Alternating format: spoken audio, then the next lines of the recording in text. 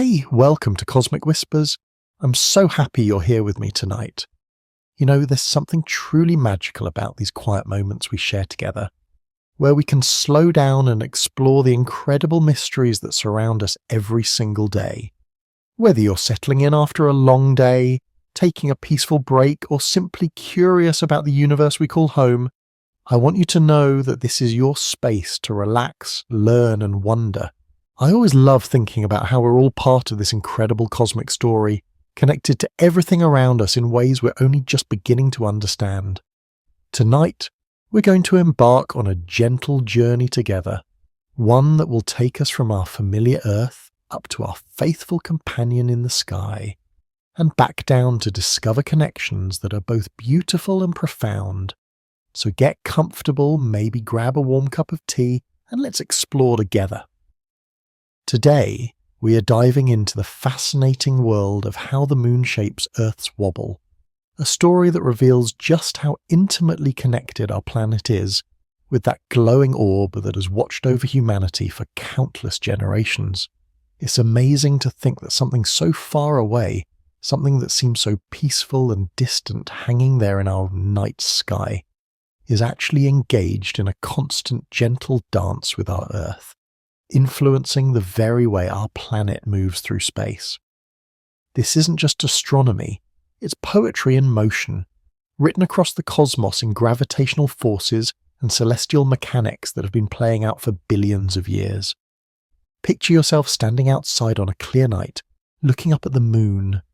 There it hangs, seemingly motionless, casting its gentle silver light across the landscape.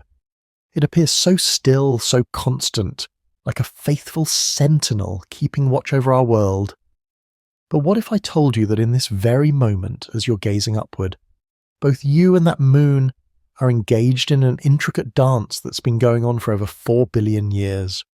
A dance so subtle, so elegant, that we barely notice it happening, yet so powerful that it shapes the very wobble of our entire planet. The moon isn't just sitting there in space like a distant lamp. No, it's pulling on us, and we're pulling right back. Every single second of every single day, gravitational forces are flowing between Earth and Moon like invisible threads, binding us together in a relationship that goes far deeper than most people realize. Think of it like two dancers spinning together across a vast ballroom floor, each one influencing the other's movements, each one responding to the subtle shifts and changes in their partner's motion. But here's where it gets really interesting, and where our story truly begins. Earth doesn't just orbit around the Sun in a perfect stable line through space. Instead, our planet has a wobble, a gentle, rhythmic swaying motion that astronomers call precession. Imagine a spinning top that's starting to slow down, the way it begins to wobble and trace out small circles as it spins. Earth does something similar, but instead of wobbling because it's slowing down, our planet wobbles because of the gravitational influences acting upon it, and the moon plays the starring role in this cosmic performance. This wobble isn't random or chaotic. It follows a precise pattern, like a waltz written in the language of physics. Earth's axis of rotation, that invisible line running from the North Pole to the South Pole around which our planet spins, doesn't point in exactly the same direction all the time. Instead, it traces out a slow, majestic circle in space, taking approximately 26,000 years to complete one full cycle. That's what we call the precession of the equinoxes, and it's one of the most beautiful examples of how celestial mechanics can create patterns that span not just years or decades, but entire epochs of human history. To understand how the moon creates this wobble, we need to think about Earth not as a perfect sphere, but as it really is, a slightly flattened ball that's wider at the equator than it is from pole to pole. This shape, called an oblate spheroid, exists because Earth spins on its axis. The centrifugal force from this rotation pushes material outward at the equator, creating what we call the equatorial bulge. It's subtle, this bulge, just about 21 kilometers difference between Earth's equatorial diameter and its polar diameter, but it's enough to give the moon something to grab onto, gravitationally speaking. Now, Here's the crucial detail that makes everything come together. Earth's axis of rotation is tilted at an angle of about 23.5 degrees relative to the plane of our orbit around the Sun. This tilt is what gives us our seasons, as different parts of Earth receive more or less direct sunlight throughout the year. But this tilt also means that Earth's equatorial bulge isn't aligned with the gravitational forces acting on our planet from both the Sun and the Moon.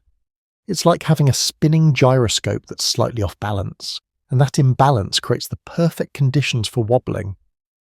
The Moon's gravity doesn't pull equally on all parts of Earth. It pulls a little bit stronger on the parts of our planet that are closer to it, and a little bit weaker on the parts that are farther away. This differential gravitational pull is called a tidal force, and it's the same force that creates the ocean tides we see rising and falling on our shores twice each day. But the Moon's tidal forces don't just affect our oceans, they also act on that equatorial bulge, trying to pull it into alignment with the Moon's orbital plane. Picture it this way. Imagine Earth as a spinning coin, but instead of being perfectly flat, this coin has a slight thickening around its edge. Now imagine that there's a magnet nearby, pulling on that thickened edge, trying to line it up with its own magnetic field. The coin keeps spinning, but the magnetic pull causes the whole thing to start wobbling, tracing out a slow circle as it spins. That's essentially what the Moon does to Earth. Except instead of magnetism, it's using gravity, and instead of happening in seconds, this cosmic wobble unfolds over thousands of years. But the Moon isn't the only player in this celestial dance. The Sun also contributes to Earth's wobble, though not quite as dramatically as our lunar companion. The Sun's gravitational influence on Earth's equatorial bulge creates what astronomers call solar precession, adding its own subtle rhythm to the complex pattern of our planet's wobble. Together, the Moon and Sun create what we call lunisolar precession, a combined effect that drives the slow, steady change in the direction of Earth's axis over those 26,000-year cycles. What makes this entire system so remarkable is its stability and predictability. Despite the complexity of the forces involved, despite the fact that we're talking about gravitational interactions across hundreds of thousands of kilometers of space, this wobble follows such precise patterns that astronomers can calculate exactly where Earth's axis will be pointing not just next year but thousands of years into the future or the past. It's like having a cosmic clock that keeps perfect time, even though each tick takes more than a human lifetime to complete. As we stand here on Earth, living our daily lives, working and playing and dreaming, we're all passengers on a gently wobbling planet, carried along on a journey through space that connects us to the Moon in ways that ancient peoples could only guess at through mythology and poetry.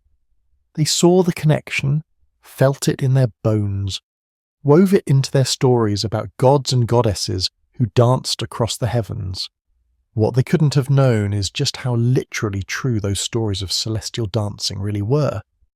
There's something deeply soothing about understanding that our planet moves through space with such grace and rhythm.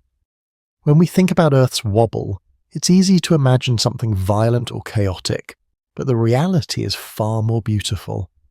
Our planet sways through the cosmos with the gentle, measured movement of a tree, swaying in a soft breeze, each motion purposeful and part of a larger pattern that's been unfolding since the very beginning of our solar system story.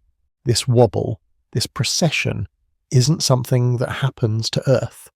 It's something that Earth does, an essential part of our planet's identity and behaviour in space. Just as each of us has our own way of walking, our own rhythm and gait that makes us recognisable from a distance, Earth has its own characteristic motion through the cosmos, and that motion is intimately shaped by our relationship with the Moon. To really appreciate the elegance of this system, let's slow down and think about what precession actually looks like from different perspectives. If you could somehow float in space so far above Earth's North Pole and watch our planet over the course of thousands of years, you would see something truly magical. Earth's axis of rotation would appear to trace out a slow, perfect circle against the background of distant stars. It's as if our planet is performing a cosmic pirouette, spinning rapidly on its axis, while that axis itself slowly revolves around a central point. From our perspective here on Earth's surface, this precession creates one of astronomy's most beautiful phenomena, the slow drift of the celestial poles. Right now in our time, Earth's axis points very close to a star we call Polaris, the North Star. For generations, navigators and stargazers have used Polaris as a reliable reference point, a steady beacon that seems to hold its position while all the other stars wheel around it throughout the night. But Polaris hasn't always been our pole star, and it won't always be our pole star in the future. About 5,000 years ago, when the ancient Egyptians were building their first pyramids, Earth's axis pointed toward a different star entirely. In another 13,000 years, halfway through the precession cycle, our axis will point toward Vega, one of the brightest stars in our night sky. Vega will become the North Star for our distant descendants, just as other stars have served as pole stars for civilizations that came before us. It's a profound reminder of how even the most seemingly permanent features of our world are actually part of slow, ongoing changes that connect us to both the deep past and the far future. But the moon's influence on Earth's wobble goes beyond just this slow precession. Our lunar companion also creates smaller, more rapid variations in our planet's orientation, subtle shifts and adjustments that astronomers call nutation. If precession is like the slow, steady circulation of Earth's axis around a large circle, then nutation is like tiny wobbles within that larger motion, small corrections and adjustments that happen much more quickly over periods of just 18.6 years. These nutational movements happen because the moon's orbit around Earth isn't perfectly circular or perfectly stable. Instead, the moon follows an elliptical path that changes orientation over time, and the gravitational forces that create Earth's wobble vary slightly as the moon moves closer to and farther from our planet. It's like having a dance partner who occasionally changes the rhythm or adjusts their steps, requiring you to make small corrections in your own movements to maintain the harmony of the dance. The discovery of nutation is one of those wonderful stories that shows how careful observation and patient thinking can reveal hidden layers of cosmic complexity. In the 1740s, an English astronomer named James Bradley was trying to measure the distance to stars by observing how their apparent positions changed as Earth moved around the Sun. Instead, he discovered something unexpected. The stars seemed to shift their positions in tiny, regular patterns that had nothing to do with Earth's orbit around the Sun. It took years of careful observation and mathematical analysis to realize that what Bradley was seeing was the effect of Earth's nutational wobble on the apparent positions of distant stars. What Bradley had discovered was that our planet doesn't just wobble slowly over 26,000 years, it also nods and sways in smaller motions, like a spinning top that's not only processing around a large circle, but also nodding up and down as it spins. These motions are so small that they require the most precise instruments to detect, yet they're fundamental to understanding how Earth moves through space and how that movement is influenced by our gravitational relationship with the Moon. The precision required to measure these tiny wobbles is truly remarkable. We're talking about changes in Earth's orientation of just a few arc seconds, angles so small that they're like trying to measure the width of a penny as seen from over a mile away. Yet modern astronomers can track these movements with incredible accuracy, using techniques that would have seemed like magic to earlier generations of sky watchers. Laser ranging to satellites, very long baseline interferometry using radio telescopes scattered across continents, and other cutting-edge technologies allow us to monitor Earth's wobble in real time, watching our planet's dance with the Moon unfold with unprecedented precision. This precision isn't just academic curiosity. Understanding Earth's wobble has practical importance for navigation, astronomy, and even our understanding of climate change. GPS satellites, for example, must account for Earth's precession and nutation to provide accurate positioning information. Astronomers need to know exactly how Earth is oriented in space to point their telescopes precisely at distant objects. And climate scientists study long-term changes in Earth's orbital characteristics, including precession, to understand how they might influence ice ages and other large-scale climate patterns over geological timescales. But beyond the practical applications, there's something deeply moving about recognizing that we live on a world that dances through space in response to the moon's gravitational embrace. Every sunset you've ever watched, every time you've looked up at the stars, every moment you've spent appreciating the beauty of the natural world, you've been participating in this ancient cosmic choreography. The very ground beneath your feet is part of a planet that sways and wobbles in rhythm with our celestial companion, part of a gravitational duet that's been playing out since the moon first formed in the chaotic early days of our solar system. When ancient cultures looked up at the moon and saw a goddess or a god, when they told stories about lunar deities who influenced the rhythms of life on Earth, they were responding to something real and profound. They couldn't measure precession or calculate nutational parameters, but they sensed the deep connection between Earth and Moon, the way our world and our lunar companion are bound together in a gravitational relationship that shapes not just the tides in our oceans, but the very way our planet moves through the cosmos. Gravity is one of those forces that we take completely for granted, yet it's arguably the most mysterious and beautiful force in the universe. We experience it every moment of our lives, feeling its gentle but constant pull keeping our feet on the ground, holding our atmosphere close to Earth, governing the motion of every object from falling raindrops to orbiting planets. But gravity isn't just a force that pulls things downward. It's a force that connects, that binds, that creates relationships across the vast emptiness of space. The gravitational relationship between Earth and Moon is one of the most intimate partnerships in our solar system. These two worlds, separated by an average distance of about 384,400 kilometers, are locked together in a gravitational embrace that has persisted for billions of years. It's a relationship that goes far beyond simple attraction. The Moon doesn't just orbit Earth.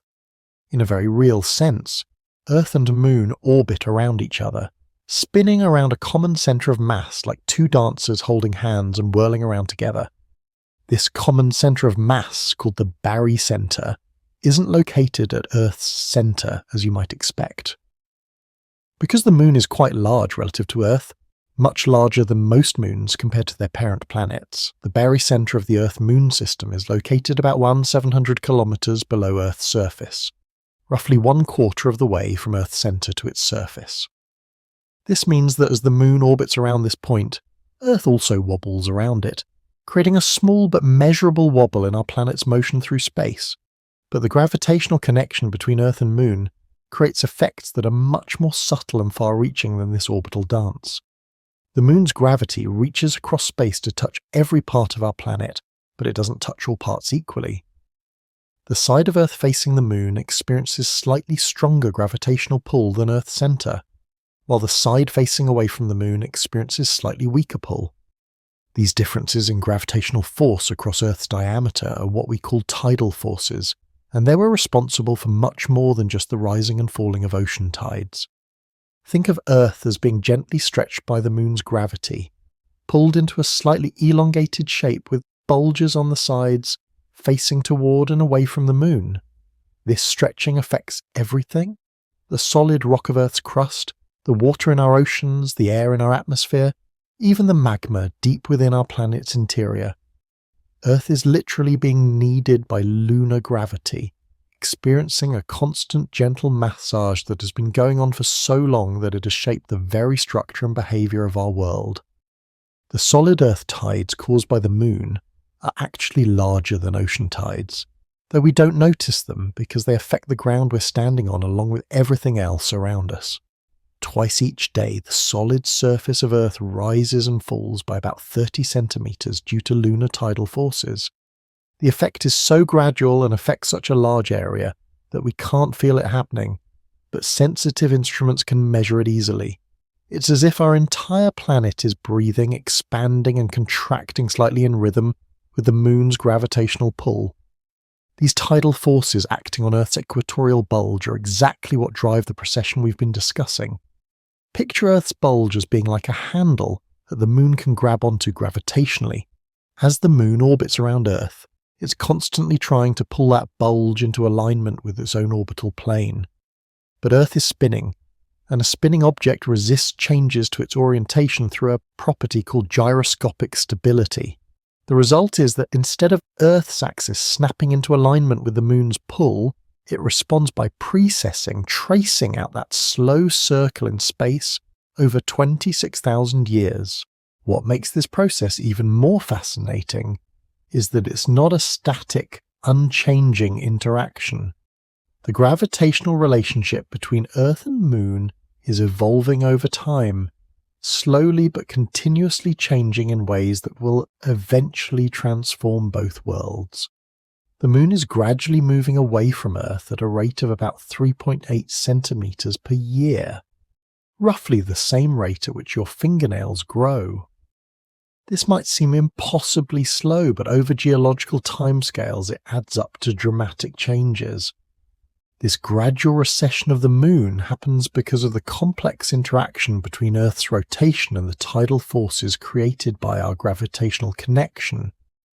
As Earth spins faster than the Moon orbits, the tidal bulges in our oceans are carried ahead of the Moon's position by Earth's rotation. This creates a slight gravitational pull that acts like cosmic friction, gradually slowing Earth's rotation, while simultaneously giving the Moon a small boost that pushes it into a higher, more distant orbit. The consequences of this gradual change are profound. Early in Earth's history, when the Moon was much closer, days were much shorter and the Moon appeared much larger in the sky. The tidal forces were also much stronger, creating ocean tides that might have been hundreds of meters high and solid Earth tides that would have been dramatic enough to feel. Some scientists believe that these powerful early tides played a crucial role in mixing the primordial oceans, and perhaps even in kick-starting the chemical processes that led to the origin of life. As the Moon continues to move away from Earth, the strength of its gravitational influence will gradually decrease. The tidal forces that currently shape our oceans and drive our planet's wobble will slowly weaken.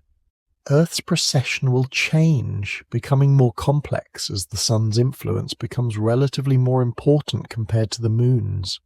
It's a process that will unfold over billions of years, but it represents a fundamental evolution in the gravitational relationship that has shaped our world for so long. There's something both humbling and comforting about understanding that we live within this gravitational embrace. Every time you look up at the Moon, you're seeing not just a distant object in the sky, but a partner in a cosmic dance that influences the very ground beneath your feet. The Moon's gravity is pulling on you right now, just as it pulls on everything else on Earth, contributing to the complex pattern of forces that keep our world stable and predictable. This gravitational connection also reminds us of our place in a much larger cosmic community. The same forces that create Earth's wobble also govern the behavior of planets around other stars, moons around other planets, and stellar systems throughout our galaxy. The gentle sway of our planet is part of a universal language of gravity, a form of communication that connects worlds across the vast emptiness of space. In learning to read this language, in understanding how the Moon shapes Earth's wobble, we're learning to understand our place in the cosmos and our connection to the fundamental forces that govern the universe. The story of how humans first discovered the Moon's influence on Earth's wobble is one of those beautiful tales that shows how scientific understanding develops over centuries, built through the patient work of countless observers, mathematicians, and theorists who each added their own piece to an ever-growing puzzle. It's a story that begins with our ancient stargazers noticing subtle changes in the night sky, and continues today with space-age technology that can measure Earth's movements with incredible precision. Long before anyone understood gravity or orbital mechanics, careful observers noticed that the stars seemed to shift their positions slowly over very long periods of time. Ancient Greek astronomers, including the brilliant Hipparchus in the 2nd century BCE, detected what they called the precession of the equinoxes. They noticed that the point where the sun crossed the celestial equator during the spring equinox was slowly drifting relative to the background stars, moving through the zodiacal constellations at a rate that would complete a full circle in about 26,000 years. Hipparchus made this discovery by comparing his own observations with records left by earlier astronomers. He found that certain stars had changed their positions relative to the equinoxes by amounts that were too large and too systematic to be explained by measurement errors. This was an extraordinary achievement, considering that the precession he detected amounts to only about 1 degree every 72 years, an angle smaller than the width of your pinky finger held at arm's length. To detect such subtle changes required not only careful observation, but also the intellectual courage to trust that the patterns he was seeing were real and significant. For nearly 2,000 years after Hipparchus, astronomers knew about precession but didn't understand what caused it. Various theories were proposed, from the idea that the entire sphere of fixed stars was slowly rotating to complex models involving multiple invisible celestial spheres. It wasn't until the development of Newton's law of universal gravitation in the late 17th century that astronomers finally had the theoretical framework needed to understand precession as a gravitational phenomenon.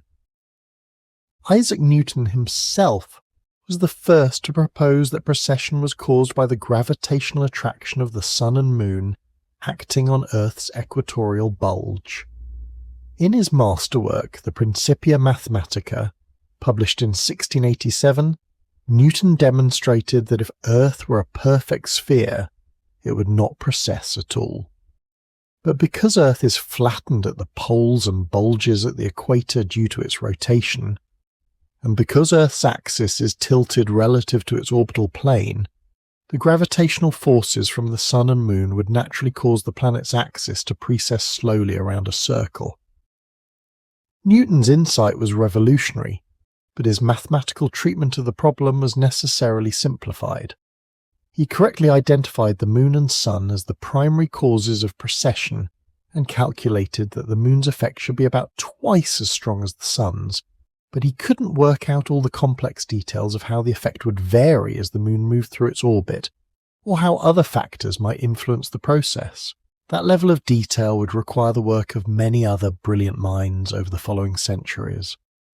One of the most important contributors to our understanding of Earth's wobble was the French mathematician and astronomer Pierre-Simon Laplace, working in the late 18th and early 19th centuries. Laplace developed much more sophisticated mathematical techniques for analysing the gravitational interactions between Earth, Moon, and Sun. His work revealed that Earth's wobble was far more complex than Newton had realised, involving not just the slow, steady precession that ancient astronomers had detected, but also a whole family of smaller, faster variations. Laplace showed that the Moon's elliptical orbit, the changing orientation of that orbit over time, and the varying distance between Earth and Moon all contributed to subtle variations in the strength and direction of the gravitational forces causing precession. He predicted that these variations should create small periodic wobbles superimposed on the larger precessional motion, wobbles that would repeat with the same periods as various cycles in the Moon's complex orbital motion. The most significant of these variations, which we now call nutation, has a period of 18.6 years, corresponding to the time it takes for the Moon's orbital plane to complete one full rotation relative to Earth's equatorial plane. Laplace's mathematical analysis predicted that this cycle should cause Earth's axis to nod back and forth by a small amount, like a spinning top that's wobbling slightly as it precesses. But predicting the effect and actually observing it were two very different challenges. The astronomer who finally confirmed Laplace's prediction was James Bradley, the same Bradley who had earlier discovered stellar aberration.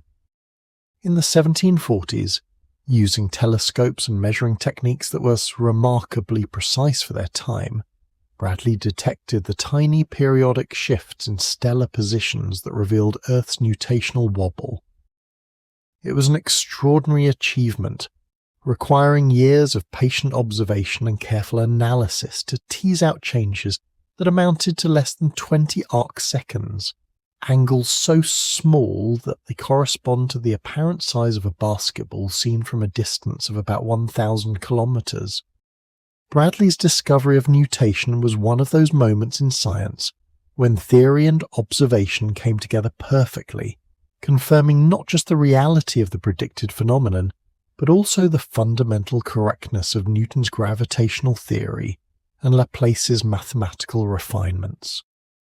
It showed that the same laws of physics that governed falling apples and planetary orbits also controlled the subtle wobbles of Earth's axis, connecting the most delicate astronomical measurements to the most fundamental forces in the universe. As the centuries passed, astronomers continued to refine their understanding of Earth's wobble, detecting ever more subtle effects and developing increasingly sophisticated theories to explain them. They discovered that the planets, particularly Jupiter and Saturn, also contribute tiny amounts to Earth's precession. They found that changes in Earth's internal structure, such as the melting and freezing of ice sheets, can slightly alter the planet's moment of inertia and thus affect its wobble. They realized that even the movement of mass within Earth's atmosphere and oceans creates small but measurable changes in the planet's rotation. Today we can monitor Earth's orientation in space with precision that would have seemed impossible to earlier generations of astronomers. Networks of radio telescopes around the world can track the planet's rotation and wobble by observing distant quasars, using these incredibly remote objects as reference points to detect changes in Earth's orientation, accurate to a few milliarc seconds. Satellite laser ranging and GPS technology provide independent measurements that confirm and refine these observations. We can now predict Earth's orientation years into the future and track changes that happen over periods as short as days or weeks. This extraordinary precision has revealed that Earth's wobble is even more complex and interesting than earlier astronomers realized. We've discovered that earthquakes can slightly change Earth's rotation by redistributing mass within the planet. We've found that seasonal changes in atmospheric circulation and ocean currents create small but detectable variations in the length of the day. We've learned that the gradual melting of ice sheets due to climate change is slowly altering Earth's moment of inertia and thus affecting its precession. But through all these discoveries and refinements, the fundamental truth that Hipparchus glimpsed over 2,000 years ago remains unchanged. Earth wobbles as it spins, tracing out slow circles against the background of distant stars. And this wobble is primarily driven by the gravitational influence of our constant companion, the Moon. The story of discovering this connection is a testament to human curiosity and persistence, showing how generations of careful observers and brilliant theorists have worked together to understand our place in the cosmic dance that connects Earth and Moon across the vast emptiness of space. If you could see gravity, imagine what our night sky would look like. Flowing streams of invisible force would stretch between every celestial body, creating a vast web of connection that binds our universe together. The Moon and Earth are connected by one of these invisible threads, a gravitational rope that has been pulling and tugging at our planet for over 4 billion years. This isn't just any ordinary connection. It's a relationship so intimate and profound that it shapes the very way our planet moves through space. Every single second of every day, the moon's gravity is reaching across the vast emptiness of space, 250,000 miles away, and gently but persistently pulling at our Earth. And Earth, in return, is pulling back with even greater force, holding our lunar companion in its cosmic embrace. To understand how this invisible dance creates Earth's wobble, we need to take a moment to really appreciate what gravity is doing here. Gravity isn't just a simple pull from the center of one object to the center of another. It's far more nuanced, far more beautiful than that. Every single particle of matter in the moon is pulling on every single particle of matter in the Earth and vice versa. Imagine billions upon billions of tiny invisible strings, each one connecting a speck of lunar dust to a grain of terrestrial sand. But here's where it gets really interesting. The moon's gravity doesn't pull equally on all parts of our Earth. The side of Earth that faces the moon experiences a stronger gravitational pull than the side that faces away. This difference in gravitational force across Earth's diameter is what we call a tidal force, and it's the key to understanding how our planet wobbles. Picture Earth as a soft, malleable ball rather than the rigid sphere we might imagine. The moon's uneven pull stretches our planet, creating what scientists beautifully call a tidal bulge. The oceans, being fluid, respond most dramatically to this stretching, creating the ocean tides we're all familiar with. Twice a day, the waters rise and fall in response to the moon's pull, a rhythm that has persisted for eons. But the solid earth beneath our feet responds too, though much more subtly. The rocky crust, the molten mantle, even the solid iron core deep within our planet all feel the moon's gravitational caress. The entire Earth stretches and flexes, rising and falling by several inches twice each day in a process called solid Earth tides. Most of us never notice this gentle breathing of our planet, but sensitive instruments can measure it precisely. Now, here's where the story becomes even more fascinating. If Earth were a perfect sphere spinning in perfect isolation, it would spin smoothly on its axis without any wobble at all. But Earth isn't isolated, and it's not a perfect sphere. Our planet bulges at the equator due to its rotation, making it slightly flattened at the poles, like a ball that someone has gently squeezed from the top and bottom. This equatorial bulge becomes crucial when we consider the moon's gravitational influence. The moon doesn't orbit Earth in the same plane as Earth's equator. Instead, the moon's orbit is tilted at an angle of about 5 degrees relative to Earth's equatorial plane. This means that sometimes the moon is pulling more strongly on Earth's northern bulge, and sometimes it's pulling more strongly on the southern bulge. Imagine holding a spinning top and gently pushing on different sides of it as it spins. The top would start to wobble in response to your pushes. This is essentially what the moon is doing to Earth. As our planet spins on its axis once each day, and as the moon orbits around us once each month, the direction and strength of the moon's gravitational pull on Earth's equatorial bulge constantly changes. This changing gravitational pull creates what physicists call a torque on Earth's axis. A torque is simply a force that tends to cause rotational twisting motion. When you use a wrench to turn a bolt, you're applying torque. When the moon pulls unevenly on Earth's bulging equator, it applies torque to our planet's rotational axis, causing it to wobble. The beauty of this cosmic dance is in its complexity and predictability. The moon's orbit around Earth isn't a perfect circle, it's an ellipse, which means the moon's distance from Earth varies throughout the month. When the moon is closest to Earth, at what we call perigee, its gravitational pull is strongest. When it's farthest away at apogee, the pull is weakest. This changing distance creates a rhythm in the gravitational forces acting on Earth. Additionally, the moon's orbit itself slowly wobbles over longer periods. The plane of the moon's orbit around Earth gradually shifts over an 18.6-year cycle, like a slowly spinning plate. This long-term orbital motion creates corresponding long-term changes in how the moon's gravity tugs on Earth's axis, leading to different components of Earth's wobble with different periods.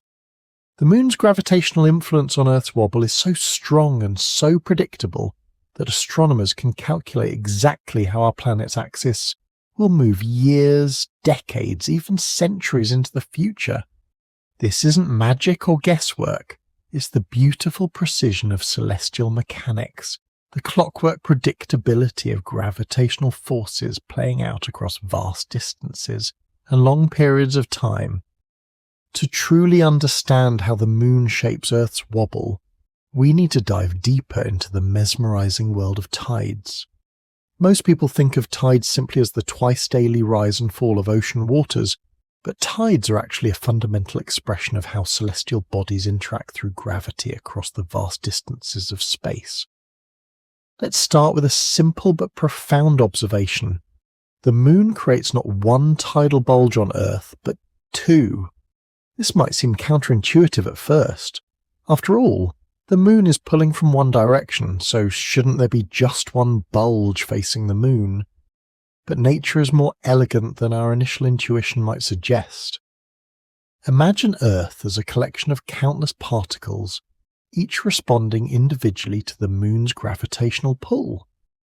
The particles on the side of Earth facing the moon experience the strongest pull because they're closest to our lunar companion.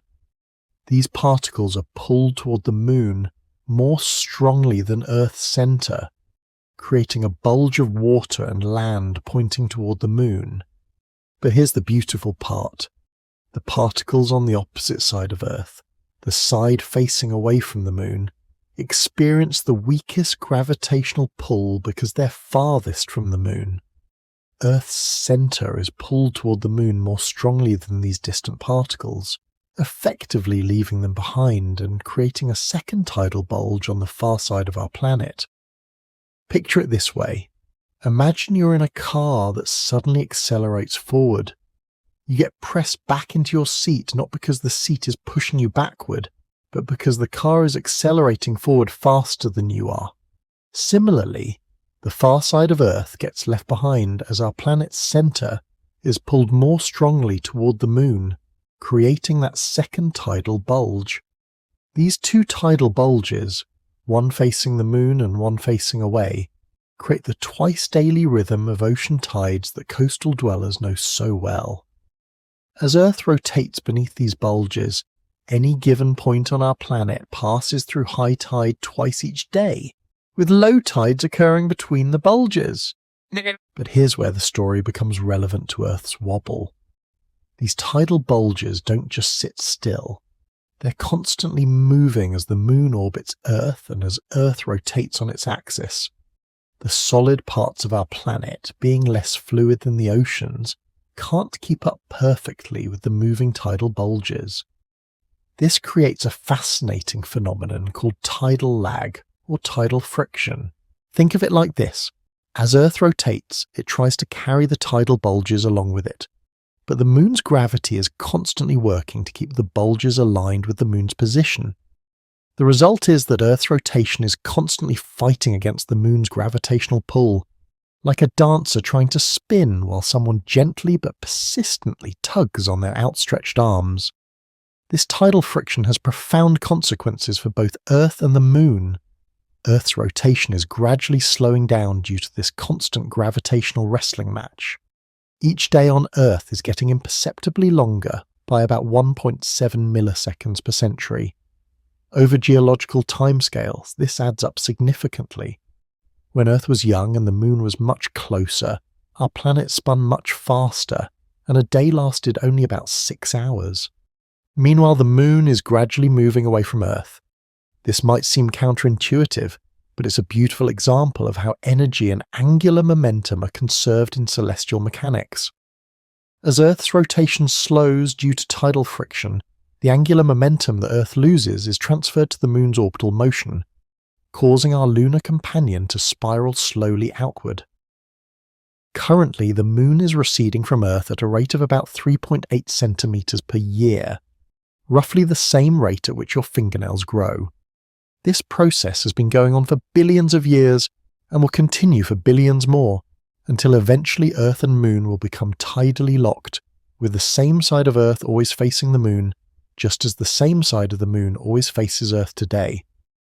But let's return to how this tidal dance affects Earth's wobble. The key insight is that the tidal bulges aren't perfectly aligned with the Moon due to tidal lag. Earth's rotation carries the bulges slightly ahead of the Moon's position. This misalignment means that the Moon's gravitational pull on the bulges creates a torque on Earth's axis. Imagine a spinning top with a small weight attached to its side. The weight would cause the top to wobble as it spins. Similarly, the misaligned tidal bulges act like weights that cause Earth's axis to wobble as our planet spins. The Moon's gravity, pulling on these offset bulges, creates the torque that drives much of Earth's axial wobble. The situation becomes even more complex when we consider that the Sun also creates tidal bulges on Earth. The Sun is much more massive than the Moon, but it's also much farther away. The strength of tidal forces depends not just on mass, but on the cube of the distance. Because the Moon is so much closer, its tidal influence on Earth is actually about twice as strong as the Sun's, despite the Sun's much greater mass. The solar tides interact with the lunar tides in intricate ways. Sometimes they work together, creating stronger combined tides called spring tides. This happens when the Sun, Earth and Moon are aligned, either during a new moon or a full moon. Other times, solar and lunar tides work against each other, creating weaker Nipto-Subbi tides when the Sun and Moon are at right angles as seen from Earth. These varying tidal strengths contribute different components to Earth's wobble.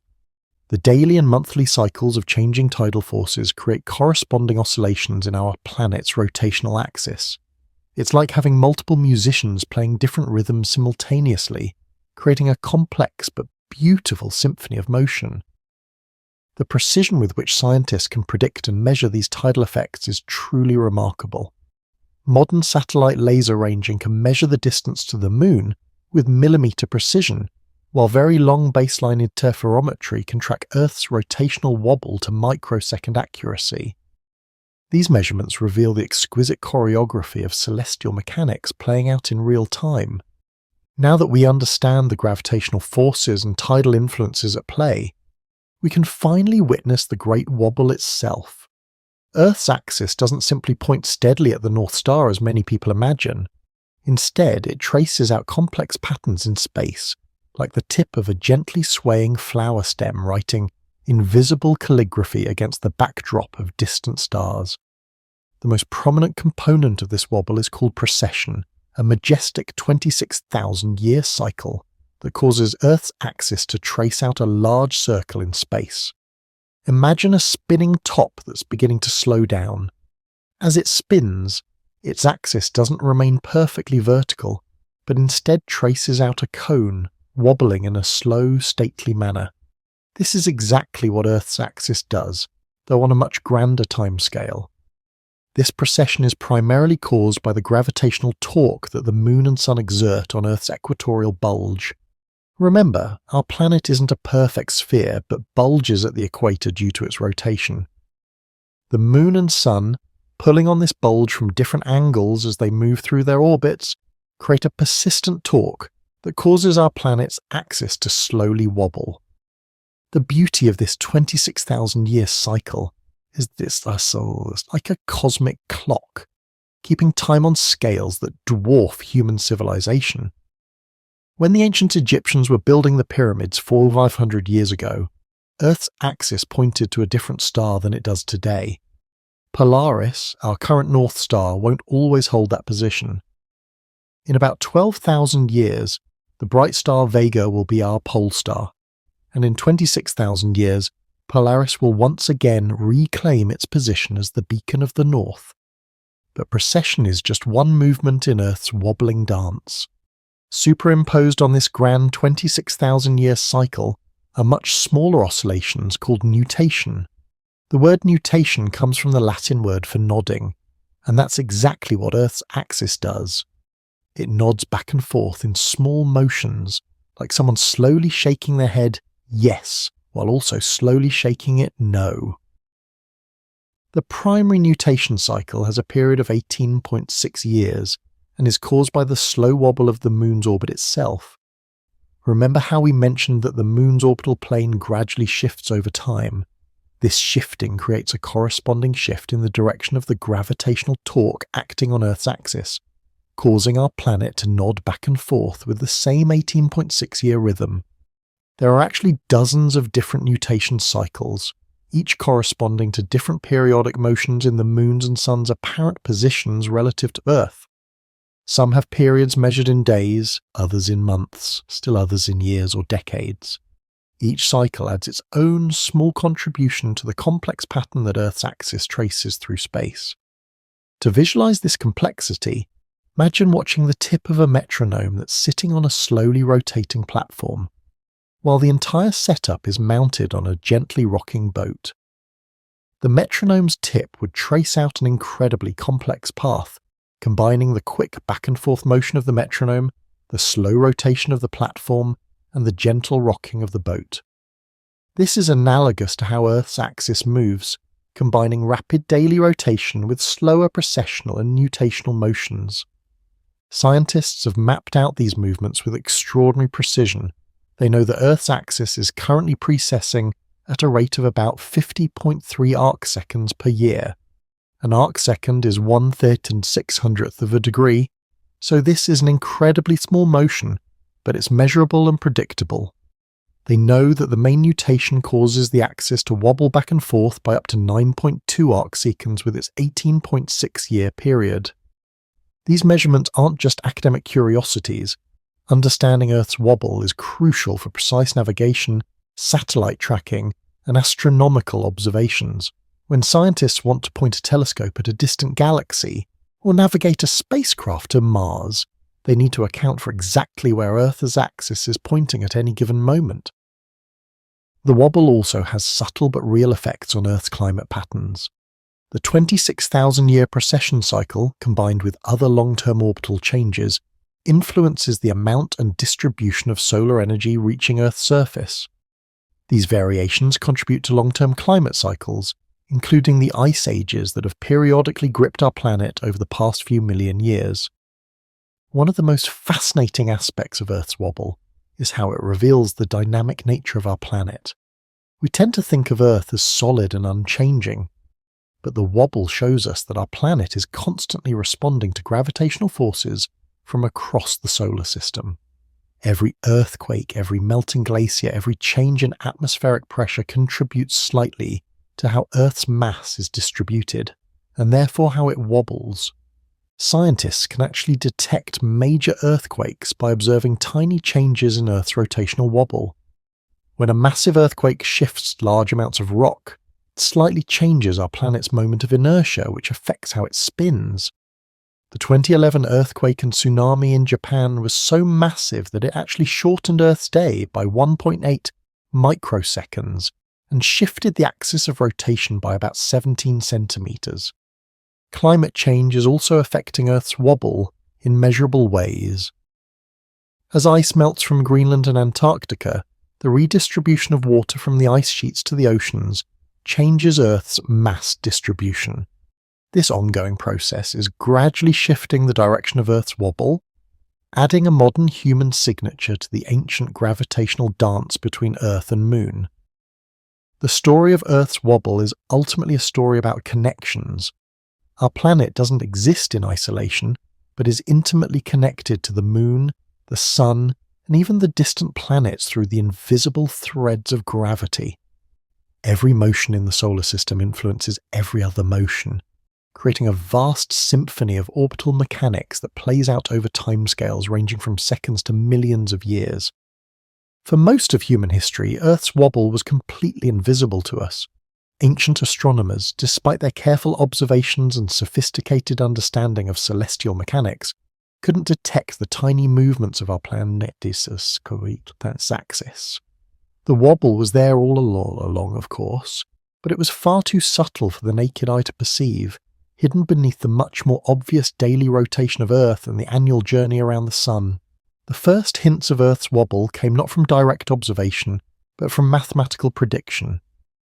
In the 17th and 18th centuries, brilliant minds like Isaac Newton and Leonhard Euler began to work out the theoretical consequences of gravitational forces acting on a spinning non-spherical Earth.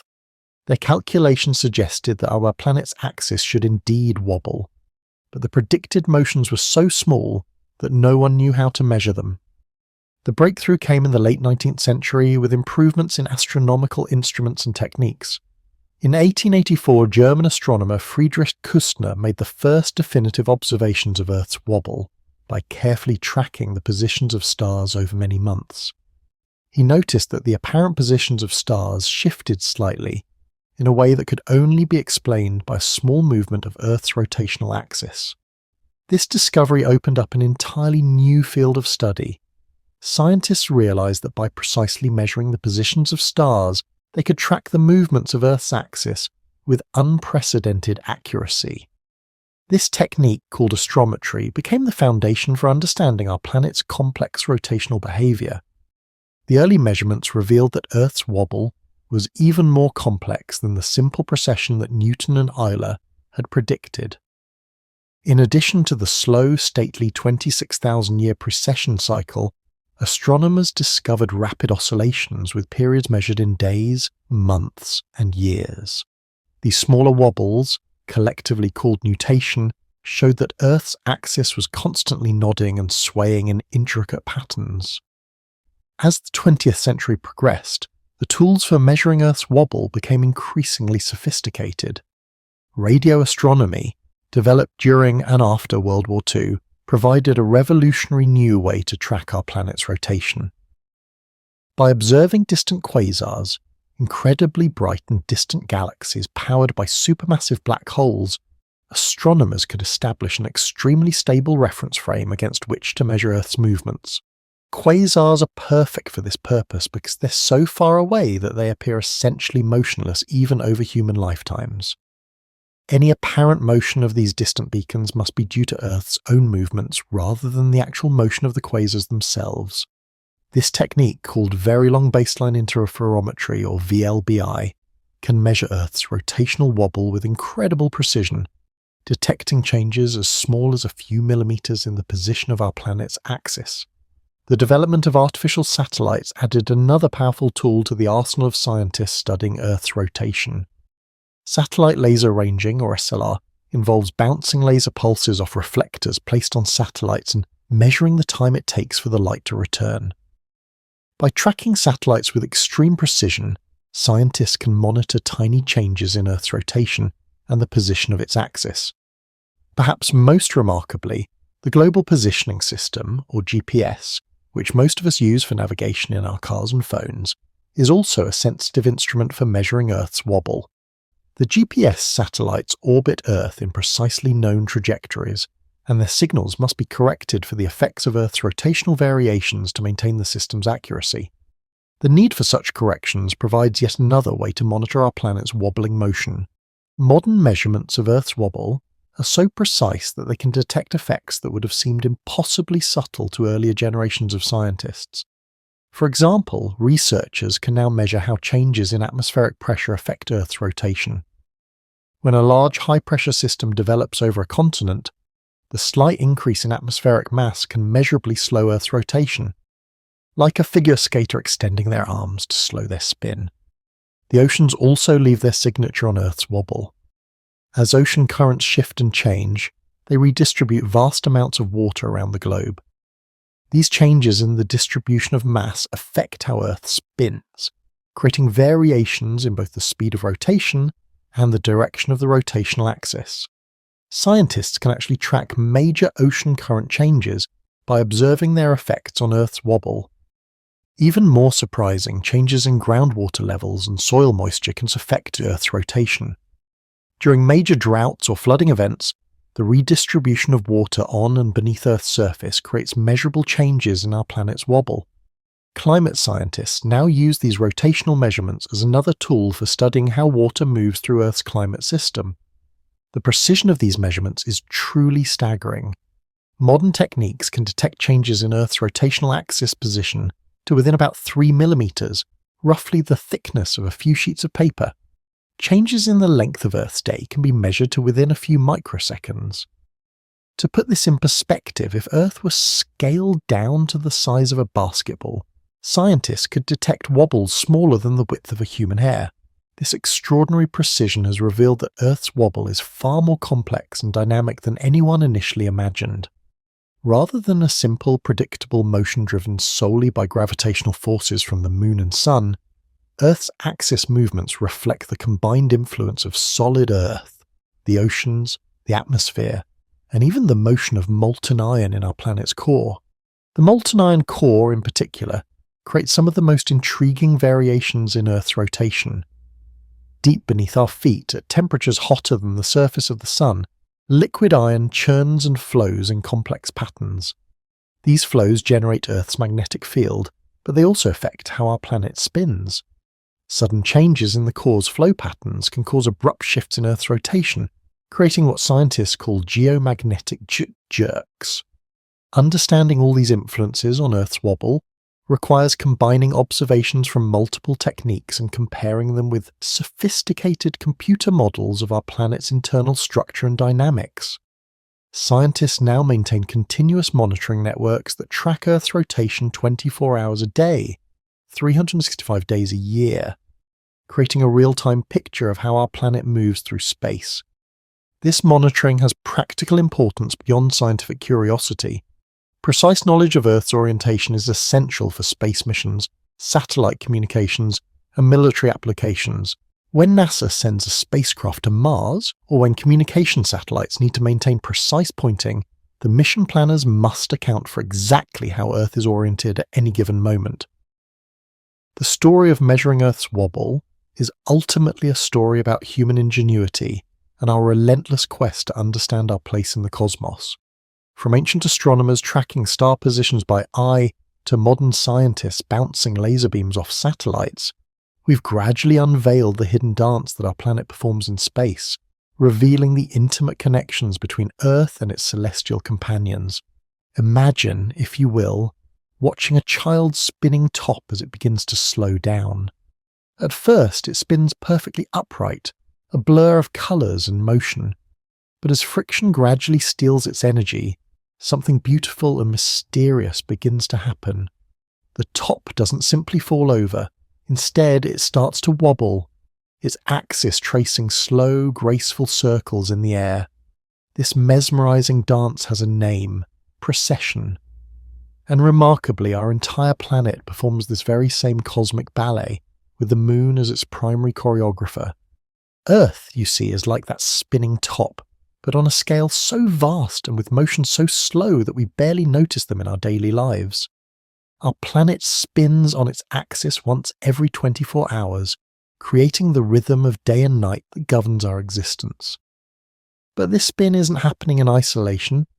It's taking place within a complex web of gravitational forces that tug and pull at our world from every direction. The Sun exerts its massive influence, Jupiter adds its considerable weight to the cosmic conversation, and numerous other celestial bodies contribute their voices to this gravitational chorus. Yet among all these influences, it is our faithful companion, the Moon, that plays the most significant role in shaping how our planet wobbles through space.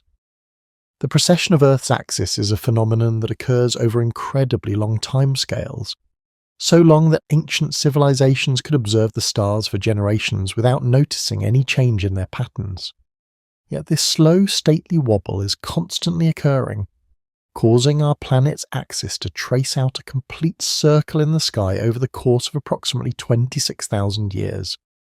This period, known as the Great Year or the Platonic Year, represents one full cycle of Earth's axial precession, a cosmic clock whose hands move so slowly that they measure the rise and fall of entire civilizations. To understand how this happens, we must first appreciate the shape of our planet. Earth is not a perfect sphere, as it might appear from the images we see from space. Instead, it's what scientists call an oblate spheroid, slightly flattened at the poles and bulging at the equator. This equatorial bulge exists because of Earth's rotation. Just as water in a bucket will climb up the sides when you spin the bucket fast enough, the centrifugal force created by Earth's rotation causes material to redistribute, creating a subtle but significant bulge around our planet's middle. This bulge is only about 21 kilometers high, a tiny fraction of Earth's total radius, but it's enough to give the gravitational forces of the Moon and Sun something to grab onto. Picture this equatorial bulge as a cosmic handle that the Moon can gently grasp with its gravitational field. Because Earth's axis is tilted at 23.5 degrees relative to the plane of its orbit around the Sun, this bulge doesn't align perfectly with the gravitational pull from either the Moon or the Sun. Instead, these massive bodies are constantly trying to pull the bulge into alignment with their gravitational fields, creating a torque, a twisting force that acts on our spinning planet. It's this torque that causes Earth to precess, much like the way a gyroscope will wobble when you try to tip it over while it's spinning. The Moon's role in this cosmic dance is particularly fascinating because its influence varies dramatically depending on where it is in its orbit around Earth. When the Moon is positioned above or below the equatorial plane, its gravitational pull acts most strongly on the equatorial bulge, creating the maximum torque. Conversely, when the Moon crosses through the equatorial plane, its influence on precession momentarily diminishes. This constant variation creates a complex pattern of forces that keeps our planet in a state of perpetual gentle wobbling.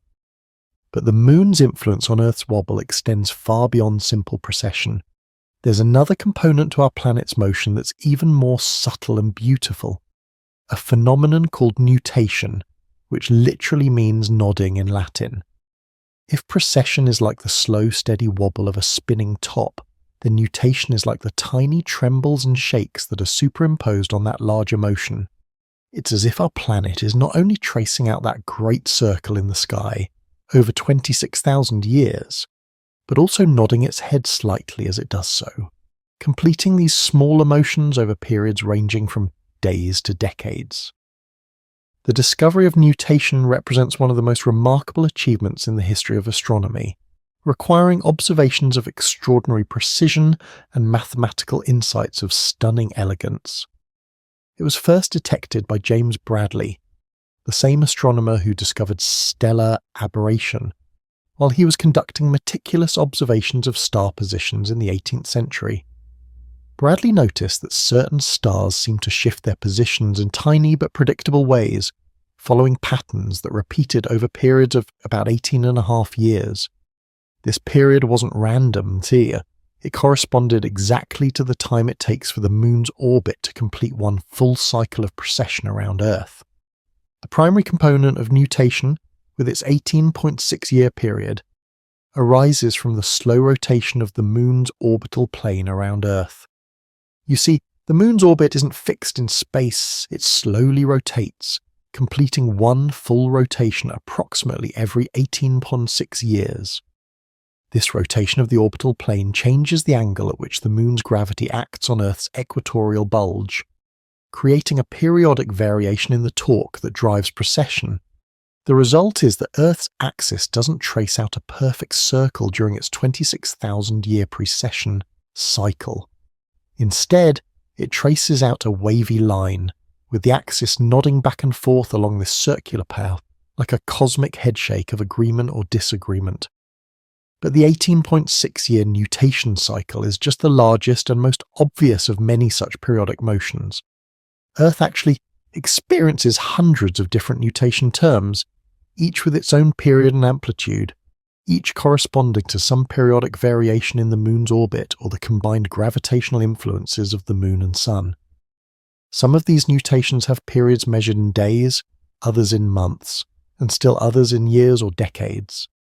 They create an incredibly complex symphony of motions, with our planet responding to every subtle change in the gravitational environment around it. The Moon's elliptical orbit contributes its own set of nutation terms. Because the Moon's distance from Earth varies by about 50,000 kilometers over the course of each month, the strength of its gravitational influence on our planet's equatorial bulge also varies periodically. When the moon is at perigee, its closest approach to Earth, its gravitational pull is stronger, creating a larger torque on Earth's spin axis. When it's at apogee, its farthest point the torque is weaker. This monthly variation in gravitational influence creates a corresponding nutation term with a period equal to the anomalistic month, the time between successive perigees. Even more subtle are the nutation terms that arise from the changing orientation of the moon's orbit itself. The major axis of the moon's elliptical orbit slowly rotates, completing one full rotation about every 9 years. This rotation changes the timing of when the moon reaches its closest and farthest points relative to Earth's position in its own orbit around the Sun, creating complex interference patterns between different periodic forces. The result is a rich tapestry of nutation terms, each adding its own small contribution to the overall wobbling motion of our planet. To truly appreciate how the moon shapes Earth's wobble, we must delve deeper into the intricate relationship between tidal forces and rotational dynamics. The story of our planet's wobble is, in many ways, the story of how tidal forces have sculpted not just our oceans, but the very motion of our world through space. It's a tale that unfolds over millions of years, yet its effects can be measured with extraordinary precision by modern instruments that can detect changes in Earth's rotation smaller than a fraction of a millisecond. When we think of tides, we typically picture the rhythmic rise and fall of ocean water along our coastlines. But the gravitational forces that create these familiar tides also affect the solid Earth itself, causing our planet to flex and deform in ways that are invisible to our senses, but profoundly important to understanding Earth's wobble. These solid Earth tides cause the ground beneath our feet to rise and fall by as much as 30 centimeters twice each day, following the same rhythm as the ocean tides. This constant flexing and relaxing of our planet's crust and mantle affects how mass is distributed within Earth, which in turn influences how our planet spins and wobbles.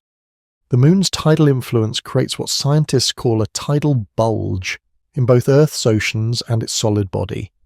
This bulge follows the moon as it orbits our planet, but because of friction and the finite time it takes for materials to respond to changing forces, the bulge doesn't align perfectly with the moon's position. Instead, it lags slightly behind, creating an asymmetry in the gravitational interaction between Earth and Moon. This asymmetry has profound consequences. It's slowly stealing rotational energy from Earth, making our days gradually longer, while simultaneously causing the Moon to spiral slowly away from us. This process of tidal energy dissipation has been going on for billions of years, and it continues today. Each day on Earth is now about 2 milliseconds longer than it was a century ago, a change so small that we don't notice it in our daily lives, but significant enough to require periodic adjustments to our atomic clocks to keep them synchronized with Earth's rotation. The Moon, gaining the energy that Earth loses, responds by moving to a higher orbit. Every year, our celestial companion moves about 3.8 centimeters farther away from us, a distance you could cover in a single step, but representing a fundamental change in the Earth-Moon system that accumulates over geological time. But the relationship between tides and Earth's wobble goes far beyond this gradual energy exchange. The tidal forces that the Moon exerts on our planet create variations in Earth's rotation that occur on much shorter timescales. As the Moon moves through its elliptical orbit, varying its distance from Earth by about 50,000 kilometers each month, the strength of its tidal influence changes correspondingly. When the Moon is closer, its tidal forces are stronger, and when it's farther away, they're weaker. These variations in tidal strength create corresponding variations in how Earth's rotation responds to the Moon's gravitational influence. The result is a complex pattern of changes in Earth's rotation rate that can be measured with extraordinary precision using modern techniques. Our planet doesn't rotate at a perfectly constant rate. Instead, its rotation speed varies by tiny amounts on timescales ranging from days to decades. Some of these variations are seasonal, caused by the redistribution of atmospheric and oceanic masses as weather patterns change with the seasons. Others are related to the moon's orbit, reflecting the changing strength of lunar tidal forces. Still others are caused by processes deep within Earth's interior, as the fluid motion of molten iron in our planet's core interacts with the solid mantle above it. These variations in Earth's rotation rate are intimately connected to changes in our planet's wobble. According to the fundamental principles of physics, specifically the conservation of angular momentum, any change in how mass is distributed within a rotating object will affect how that object spins. When Earth's rotation speed changes, even by microseconds, it must be accompanied by corresponding changes in the orientation of our planet's spin axis. The moon's tidal influence doesn't just affect how fast Earth spins, it also affects the direction in which our planet's axis points, contributing to the complex wobbling motion we observe. One of the most fascinating aspects of this tidal influence is how it couples Earth's oceans to our planet's rotation and wobble. The oceans, containing over 97% of Earth's surface water, represent a massive reservoir of fluid that can move and redistribute in response to various forces. Tidal currents, driven by the moon's gravitational pull, create global patterns of water movement that affect Earth's rotation. As water moves from the equatorial regions toward the poles, or vice versa, it changes the distribution of mass within our planet, affecting both our rotation rate and the orientation of our spin axis. The interaction becomes even more complex when we consider how the oceans respond to Earth's wobble itself. As our planet's spin axis shifts, it creates changes in the centrifugal force experienced at different locations on Earth's surface. These changes in centrifugal force affect sea level, causing water to redistribute between different ocean basins. This redistribution of oceanic mass then feeds back into Earth's rotation, creating a complex system of interactions where the wobble affects the oceans and the oceans affect the wobble. Modern satellite missions have revolutionized our ability to study these interactions. Satellites like GRACE, Gravity Recovery and Climate Experiment, can measure tiny changes in Earth's gravitational field caused by the movement of water, ice, and other materials across our planet's surface. These measurements have revealed how seasonal changes in ice cover, groundwater storage and ocean circulation patterns all contribute to variations in Earth's rotation and wobble. We've learnt that the melting of ice sheets in Greenland and Antarctica affects not just sea level, but also how our planet spins. As massive amounts of ice melt and flow into the oceans, they redistribute mass from the polar regions toward the equator, affecting Earth's moment of inertia and causing measurable changes in our rotation rate and polar motion. The moon's role in all of this is that of a master conductor, orchestrating these complex interactions through its gravitational influence. Its tidal forces don't just move water and rock, they also help maintain the stability of Earth's rotation axis over long timescales. Without the moon's stabilizing influence, computer simulations suggest that Earth's axial tilt would vary chaotically over millions of years, potentially swinging from nearly 0 degrees to as much as 85 degrees. Such dramatic changes in axial tilt would create extreme climate variations that could make complex life extremely difficult to maintain. Instead, the moon's presence helps to stabilize our planet's axial tilt, keeping it within a relatively narrow range around 23.5 degrees. This stability has been crucial for the development and maintenance of Earth's climate system over geological time. The regular progression of seasons, the relatively stable positions of climate zones, and the predictable patterns of solar heating that drive our weather systems all depend on this lunar stabilized axial tilt.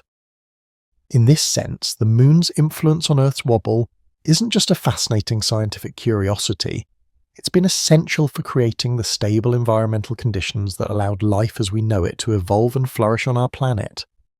Deep beneath the everyday awareness of human civilization, Earth's spin axis is engaged in a subtle, continuous dance of wandering. This motion, known as polar motion or polar wander, represents perhaps the most intimate and immediate way that the moon shapes our planet's wobble. Unlike the grand precession cycle that unfolds over 26,000 years, or the 18.6-year nutation periods that require decades of patient observation to detect, polar motion happens on timescales that we can observe and measure in real time, revealing the moon's influence on our planet with an immediacy that brings this cosmic relationship into sharp focus. Picture, if you will, a line extending from Earth's centre through the North Pole and out into space. In our imagination, this line, Earth's spin axis, points steadily toward the North Star Polaris, remaining fixed and unwavering as our planet rotates. But reality is far more dynamic and beautiful than this simplified picture suggests. Earth's actual spin axis is constantly moving, tracing out complex patterns in space as it responds to the ever-changing gravitational forces acting upon our planet. The North Pole itself, the point where this axis intersects Earth's surface, wanders across the Arctic ice following a path that spirals and loops in response to the gravitational choreography performed by the Moon, Sun, and other celestial bodies. This wandering of Earth's rotational axis was first detected in the late 19th century through the careful observations of astronomers who noticed tiny variations in the apparent positions of stars. These stellar positions, which should have remained constant if Earth's axis were truly fixed, showed small but systematic changes that could only be explained if our planet's rotational axis was itself moving. The discovery sent ripples of excitement through the scientific community, as it revealed that Earth was far more dynamic than anyone had previously imagined. Our planet wasn't just spinning like a perfect top, it was wobbling, swaying and dancing in response to forces that scientists were only beginning to understand. The pattern of polar motion that emerged from these early observations was fascinatingly complex. Rather than wandering randomly, Earth's rotational axis traced out roughly circular or spiral paths, with the North Pole moving in loops and curves across the Arctic landscape. These motions had characteristic periods, some occurring over periods of about 435 days, others following annual cycles, and still others unfolding over multiple years or decades. Each of these periodicities told a story about different physical processes occurring within or around our planet, and the moon's role in shaping these motions became increasingly clear as observations accumulated and theories developed. The most prominent component of polar motion, with its period of approximately 435 days, is known as the Chandler Wobble, named after Seth Carlo Chandler Jr., the American astronomer who first characterized this motion into the 1890s.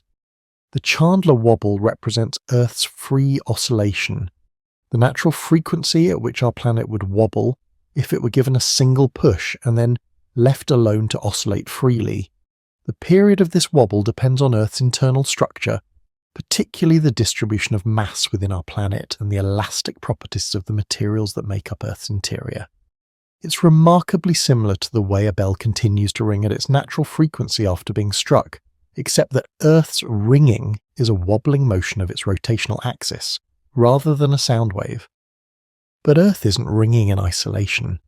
It's being constantly pushed and pulled by external forces, most notably the gravitational influences of the Moon and Sun. These forces don't just cause the Chandler Wobble, they help maintain it over time. Without some mechanism to supply energy to the system, the Chandler Wobble would gradually decay due to internal friction and energy dissipation, just as a bell's ringing eventually fades away. The fact that we observe a persistent Chandler Wobble suggests that our planet is receiving periodic pushes from external forces, and the Moon's variable gravitational influence is one of the prime suspects for providing this energy. The annual component of polar motion tells an equally fascinating story about the relationship between Earth's rotation and the seasonal cycles that govern our planet's climate system. As the seasons change, massive amounts of water move between different reservoirs, from the oceans to the atmosphere through evaporation, from the atmosphere to the land through precipitation, and from liquid water to ice through freezing, and back again through melting. These seasonal redistributions of mass affect Earth's moment of inertia, the measure of how mass is distributed relative to our planet's spin axis. When mass moves closer to the axis, Earth spins slightly faster. When mass moves farther from the axis, Earth spins slightly slower. These changes in rotation rate must be accompanied by corresponding changes in the direction of the spin axis to conserve angular momentum. The Moon's influence on seasonal polar motion operates through several mechanisms. Its tidal forces affect the redistribution of oceanic waters, influencing how seasonal changes in ocean circulation contribute to polar motion. The gravitational pull of the Moon also affects atmospheric circulation patterns, which in turn influence how water vapor moves through the atmosphere and where precipitation occurs. Even the timing of seasonal ice formation and melting can be subtly influenced by tidal effects, as the Moon's gravity contributes to the complex forces that drive oceanic and atmospheric circulation. Perhaps most intriguingly, the Moon's orbital variations create their own signatures in Earth's polar motion. The 18.6-year period of the Moon's orbital precession, which we encountered earlier in the context of nutation, also leaves its mark on the wandering of Earth's poles. As the Moon's orbital plane slowly rotates over this 18.6-year cycle, it changes the average latitude at which the Moon's tidal forces act on Earth. This creates a slow, periodic variation in the torque that the Moon exerts on our planet's equatorial bulge, leading to corresponding variations in polar motion with the same 8.6-year period. The Moon's monthly orbital cycle also contributes to polar motion, though these effects are much smaller and more difficult to detect. As the Moon moves through its elliptical orbit, varying its distance from Earth and changing its position relative to the equatorial plane, it creates small periodic variations in the gravitational forces acting on our planet. These variations are reflected in tiny wobbles of Earth's rotational axis, with periods corresponding to the various cycles of the Moon's complex orbital motion. Detecting these lunar signatures in polar motion requires extremely precise measurements, but modern space-based techniques have made such detections possible, revealing the full complexity of the Moon's influence on Earth's rotation. The study of polar motion has been revolutionized by space-based geodetic techniques that can measure the position of Earth's rotational axis with extraordinary precision. Very Long Baseline Interferometry (VLBI) uses radio telescopes around the world to observe distant quasars, incredibly remote galaxies with supermassive black holes at their centers that appear as stable reference points in space. By comparing the precise timing of radio signals from these quasars as observed from different locations on Earth, scientists can determine the orientation of our planet with an accuracy better than a millisecond, equivalent to detecting the width of a human hair from a distance of several kilometers. Similarly, the Global Positioning System (GPS) and other satellite navigation systems provide continuous monitoring of Earth's rotation and polar motion. These systems must account for the constantly changing orientation of our planet to maintain their accuracy, turning the practical requirements of satellite navigation into a powerful tool for studying Earth's rotational dynamics. Laser ranging to satellites and the Moon, satellite altimetry and gravity field measurements from space missions all contribute to our understanding of how the Moon shapes Earth's wobble, creating an integrated picture of the gravitational interactions that govern our planet's motion through space. The precision of these modern measurements has revealed aspects of Earth's wobble that were completely unknown to earlier generations of scientists. We now know that polar motion is affected not just by astronomical forces like the Moon's gravity, but also by processes within Earth's climate system. The El Niño Southern Oscillation affects polar motion through its influence on global patterns of precipitation and atmospheric circulation. Quakes can cause sudden shifts in polar motion by redistributing mass within Earth's interior.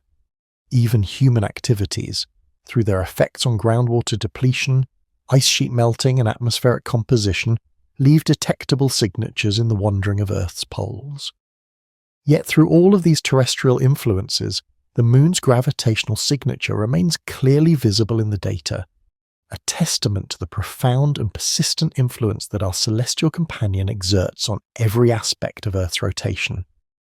The Moon doesn't just light our nights and drive our tides. It actively participates in shaping the very orientation of our planet in space, contributing to the complex dance of forces that keeps Earth spinning and wobbling in its eternal journey around the Sun. In the grand theatre of celestial mechanics, Few concepts are as fundamental or as beautifully demonstrated as angular momentum, the physical quantity that governs how rotating objects behave when forces act upon them. To understand how the moon shapes Earth's wobble, we must delve into this profound principle that underlies all rotational motion in the universe. Angular momentum is, in many ways, the currency of rotation, a conserved quantity that must be carefully accounted for in every interaction between spinning bodies. And in the Earth-Moon system, this cosmic bookkeeping reveals a story of extraordinary complexity and elegant simplicity. Imagine a figure skater spinning on the ice, arms extended, rotating at a leisurely pace. As she pulls her arms closer to her body, she begins to spin faster and faster, the conservation of angular momentum converting the change in her moment of inertia into an increase in rotational speed. This same principle governs how Earth responds to the moon's gravitational influence, but the dance is far more subtle and occurs over timescales that dwarf human experience. Our planet, like the skater, must conserve its angular momentum, and any force that attempts to change Earth's rotation must work within the constraints imposed by this fundamental law of physics. The moon's gravitational field doesn't act uniformly on our planet. It's stronger on the side of Earth closest to the moon and weaker on the far side. This difference in gravitational pull, which we call a tidal force, creates a torque on Earth, attempting to change both the speed and direction of our planet's rotation. But angular momentum cannot be created or destroyed. It can only be transferred from one part of a system to another, or transform from one type of rotational motion to another.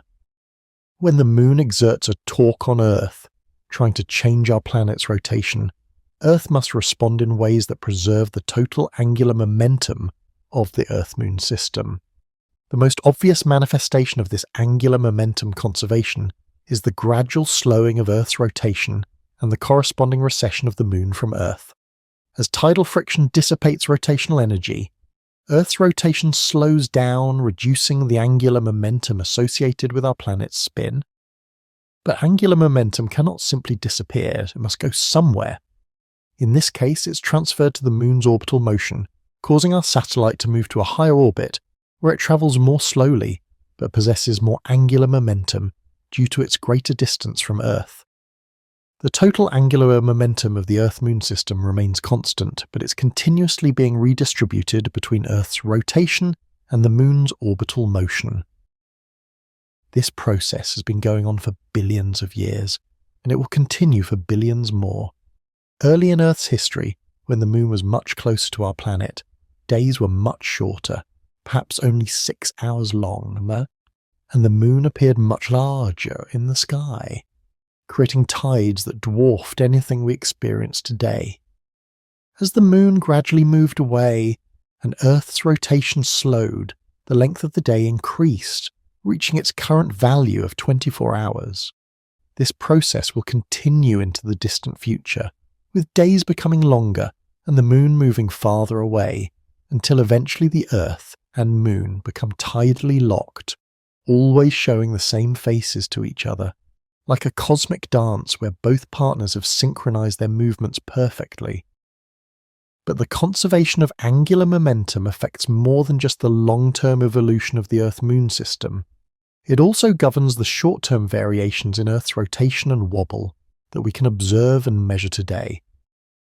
When the Moon's changing orbital position creates variations in the tidal forces acting on Earth, these variations must be balanced by corresponding changes in our planet's rotational motion to preserve angular momentum. If the Moon's tidal influence temporarily increases, trying to slow Earth's rotation more than usual, our planet might respond by changing the direction of its spin axis, converting some of the angular momentum associated with rotation rate into angular momentum associated with wobbling motion.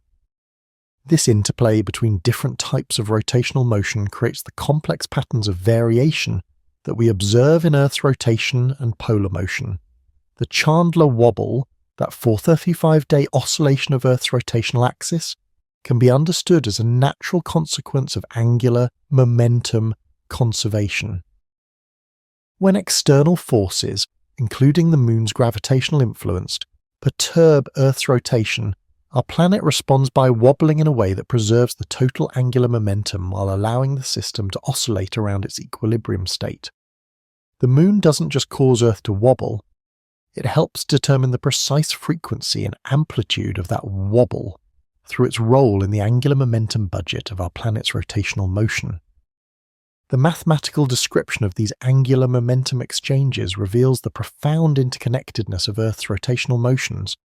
The equations that govern Earth's rotation, known as Euler's equations for rigid body motion, show how changes in one component of rotational motion must be balanced by changes in other components. If the Moon's gravitational torque increases the wobble of Earth's axis in one direction, it must simultaneously affect the wobble in perpendicular directions and potentially change the rotation rate as a pintle. These equations reveal that Earth's rotation is not a simple spinning motion, but rather a complex three-dimensional dance governed by the fundamental principles of angular momentum conservation. Modern measurements of Earth's rotation have confirmed these theoretical predictions with remarkable precision. Scientists can now measure changes in Earth's rotation rate with an accuracy of a few microseconds, and changes in the position of the rotational axis with an accuracy of a few milliseconds. These measurements reveal the constant interplay between different components of Earth's rotational motion as our planet responds to the varying gravitational influences of the Moon, Sun, and other celestial bodies. The data show clear signatures of angular momentum being transferred between Earth's rotation rate and its wobbling motion, exactly as predicted by the principles of angular momentum conservation. One of the most beautiful aspects of this angular momentum exchange is how it couples Earth's rotation to processes occurring throughout our planet's system. When ice melts in Greenland, reducing the mass concentrated near Earth's rotational axis, the conservation of angular momentum requires that Earth spins slightly faster, like the figure skater pulling in her arms. But the increase in rotation rate must be balanced by changes in other components of rotational motion, potentially affecting the wobble of Earth's axis. Similarly, when water moves from the oceans to the atmosphere through evaporation, or from the equatorial regions to higher latitudes through atmospheric circulation, these mass redistributions affect Earth's moment of inertia and require corresponding adjustments in rotational motion to preserve angular momentum. The Moon's role in mediating these angular momentum exchanges is subtle but crucial. Its gravitational field provides a reference frame against which Earth's rotational changes can be measured and understood.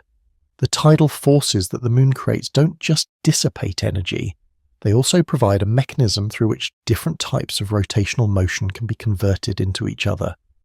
When seasonal changes in ice cover or atmospheric circulation affect Earth's moment of inertia, the Moon's tidal influence helps determine how our planet's rotation will adjust to conserve angular momentum. In this sense, the Moon acts as a kind of rotational mediator, facilitating the complex exchanges of angular momentum that keep Earth's rotation stable over long timescales. The study of angular momentum in the Earth-Moon system has also revealed important insights about the formation and evolution of our solar system. The current angular momentum content of the Earth-Moon system provides clues about the giant impact event that likely formed the Moon billions of years ago. Computer simulations of this impact show that it must have occurred with just the right energy and angular momentum to create a system that could evolve into the stable Earth-Moon configuration we observe today. Too little angular momentum, and the Moon would have fallen back to Earth. Too much, and it would have escaped into independent orbit around the Sun. The precise balance we observe suggests that the Moon-forming impact was a remarkably fine-tuned event in the early history of our solar system. As we look toward the future, the principles of angular momentum conservation allow us to predict how the Earth-Moon system will continue to evolve. The gradual slowing of Earth's rotation and recession of the Moon will continue for billions of years, eventually leading to a state where both bodies are tidally locked to each other. At that point, the angular momentum exchange that currently drives the Moon's recession will cease, and the Earth-Moon system will reach a state of rotational equilibrium. The day will be equal to the month, both lasting about 47 current days, and the moon will hover perpetually over one hemisphere of Earth, always showing the same face to our planet just as it does today, but with Earth also always showing the same face to the moon. This distant future represents the ultimate expression of angular momentum conservation in the Earth-Moon system, a state where all the complex exchanges and redistributions of rotational motion have finally reached equilibrium. But that equilibrium is still billions of years away, and until then, the moon will continue to shape Earth's wobble through the elegant dance of angular momentum conservation, creating the complex patterns of rotational motion that make our planet one of the most dynamically interesting worlds in the solar system. Long before we had telescopes or computers, long before we understood the intricate mathematics of celestial mechanics, there were people who looked up at the night sky with wonder and curiosity.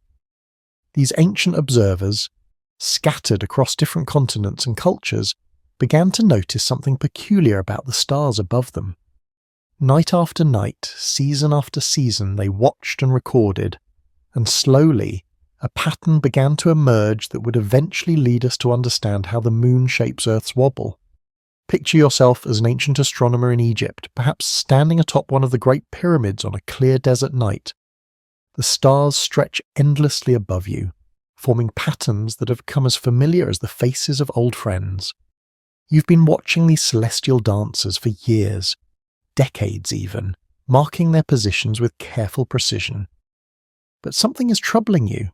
The North Star, that steady beacon that has guided travellers and marked the axis of the heavens, seems to be slowly, almost imperceptibly shifting its position. This is exactly what happened to Hipparchus, the brilliant Greek astronomer who lived in the 2nd century BCE. Hipparchus was comparing his own careful observations with star catalogues that had been compiled by the earlier astronomers, particularly those from Babylon. What he discovered was startling and would puzzle astronomers for centuries to come. The positions of the stars relative to the equinoxes seemed to be slowly drifting in a systematic way. Imagine Hipparchus in his observatory, scrolls of papyrus spread before him, covered with numbers and careful diagrams. He's cross-referencing his observations with those made 150 years earlier by Timocharis and Aristillus. The difference is small, almost negligible, but it's consistent and undeniable. The star Spica in the constellation Virgo has moved about 2 degrees relative to the autumnal equinox. 2 degrees might not sound like much, but to an astronomer of Hipparchus's caliber, it was like discovering that the very foundations of the cosmos were slowly shifting. Hipparchus called this phenomenon the precession of the equinoxes, though he had no idea what was causing it. He calculated that it would take about 36,000 years for the stars to complete a full cycle and return to their original positions. His estimate was remarkably close to the modern value of approximately 26,000 years, a testament to the precision of his observations and calculations. But Hipparchus could only describe what he saw. He couldn't explain why it was happening. The idea that Earth itself might be wobbling like a spinning top was beyond the conceptual framework of his time. The Earth, in his worldview, was the fixed centre of the universe, with all the celestial bodies rotating around it. The notion that our planet could be moving, let alone wobbling, was almost unthinkable. For nearly 2,000 years, the mystery of precession remained just that, a mystery. Astronomers across different cultures observed it, measured it, and incorporated it into their calculations, but none could explain its cause. In ancient India, astronomers like Aryabhata made precise measurements of precession, calling it the motion of the equinoxes. Islamic astronomers of the medieval period, working in the great observatories of Baghdad and Cairo, refined these measurements further, but the underlying cause remained elusive. It's fascinating to think about these ancient observers, scattered across centuries and continents, all puzzling over the same phenomenon. In China, astronomers noticed that the pole star changed over time. What we call Polaris today wasn't always the pole star. 5,000 years ago, it was a star called Thuban in the constellation Draco. The ancient Chinese astronomers documented this slow shift of the celestial pole with meticulous care, creating star charts that spanned generations of observations. The builders of Stonehenge, those mysterious architects of the Neolithic period, may have been aware of precession as well. Some researchers suggest that the monument's alignments take into account the slow shift of celestial positions over time, though this remains a subject of debate. What's certain is that cultures around the world, from the Maya of Central America to the Aboriginal Australians, developed sophisticated astronomical traditions that accounted for the slow changes they observed in the sky. These ancient astronomers were working without any of the tools we take for granted today. They had no understanding of gravity, no concept of orbital mechanics, no knowledge that the moon and sun exert forces on our planet. Yet through patient observation and careful record keeping, they documented one of the most subtle and complex motions in our solar system. Their work laid the foundation for everything we understand today about how the moon shapes Earth's wobble. The breakthrough came in the late 17th century from the mind of a man who would forever change our understanding of the cosmos. Sir Isaac Newton, sitting in his study at Cambridge University, was pondering the same celestial mysteries that had puzzled humanity for millennia. But Newton had something his predecessors lacked: a revolutionary new understanding of gravity and the mathematical tools to apply it to the motions of celestial bodies. Newton's Principia Mathematica, published in 1687, didn't just give us the law of universal gravitation, it provided a completely new way of thinking about the universe. For the first time, the same force that made an apple fall from a tree could explain the motions of planets, moons, and stars. It was a unifying principle of breathtaking elegance and power. When Newton turned his attention to the puzzle of precession, he brought this new gravitational perspective to bear on the problem. He realized that if gravity governed the motions of all celestial bodies, then the sun and moon must be exerting gravitational forces on Earth. But Earth isn't a perfect sphere, it's oblate, bulging slightly at the equator due to its rotation. This equatorial bulge, Newton reasoned, would provide something for the sun and moon to grab onto gravitationally. Picture Earth as a spinning top, but not a perfectly symmetrical one. Imagine instead a top that's slightly wider around its middle, like a ball that's been gently squeezed at the poles. Now imagine that this imperfect top is spinning not in isolation, but in a room where invisible hands, the gravitational influences of the sun and moon, are constantly trying to tip it upright. Newton's brilliant insight was that the sun and moon, through their gravitational pull on Earth's equatorial bulge, were essentially trying to align our planet's axis with the plane of its orbit. It's as if they were attempting to stand the spinning top straight up, but because Earth is spinning rapidly on its axis, it resists this tilting force, just like a gyroscope resists being knocked over. The result is precession, a slow, stately wobble that takes about 26,000 years to complete one full cycle. This was revolutionary thinking. Newton wasn't just describing precession, he was explaining it in terms of fundamental physical forces. For the first time, the mysterious drift of the stars that had puzzled ancient astronomers had a scientific explanation rooted in the same principles that governed falling objects on Earth. But Newton went further than just explaining precession. His mathematical framework also predicted that there should be other smaller wobbles superimposed on the main precessional motion. These tiny variations, caused by the changing positions of the moon in its elliptical orbit, would create slight perturbations in Earth's orientation. Newton called these small oscillations nutation, from the Latin word for nodding. The beauty of Newton's explanation lies in its completeness and testability. Unlike the ancient astronomers who could only describe what they observed, Newton provided a theoretical framework that made specific quantitative predictions. His equations could tell you exactly how much precession to expect, how long it would take, and even predict the existence of previously unobserved phenomena like nutation. Newton's work marked the beginning of a new era in astronomy, one where observation and theory worked hand in hand to unlock the secrets of the cosmos. The same gravitational forces that kept the Moon in orbit around Earth and Earth in orbit around the Sun were also responsible for the slow, majestic wobble that ancient astronomers had first noticed more than 2,000 years earlier. It's worth pausing to appreciate the profound shift in thinking that Newton represented. Before Newton, astronomy was largely about describing and predicting celestial motions. After Newton, it became possible to understand why those motions occurred. The universe transformed from a collection of mysterious phenomena into a vast, interconnected system governed by comprehensible physical laws. This understanding of how the Moon shapes Earth's wobble through gravitational forces opened up entirely new avenues of research. If the Moon could affect Earth's rotation in this way, what other subtle influences might it have? How might changes in the Moon's orbit affect Earth's wobble over long periods of time? These questions would drive centuries of additional research and discovery. While Newton had predicted the existence of nutation, those small, rapid oscillations superimposed on Earth's slow precessional wobble, actually observing these tiny motions would prove to be one of the great challenges of 18th century astronomy. The effect Newton predicted was minute, requiring instruments of unprecedented precision and observers of extraordinary patience and skill.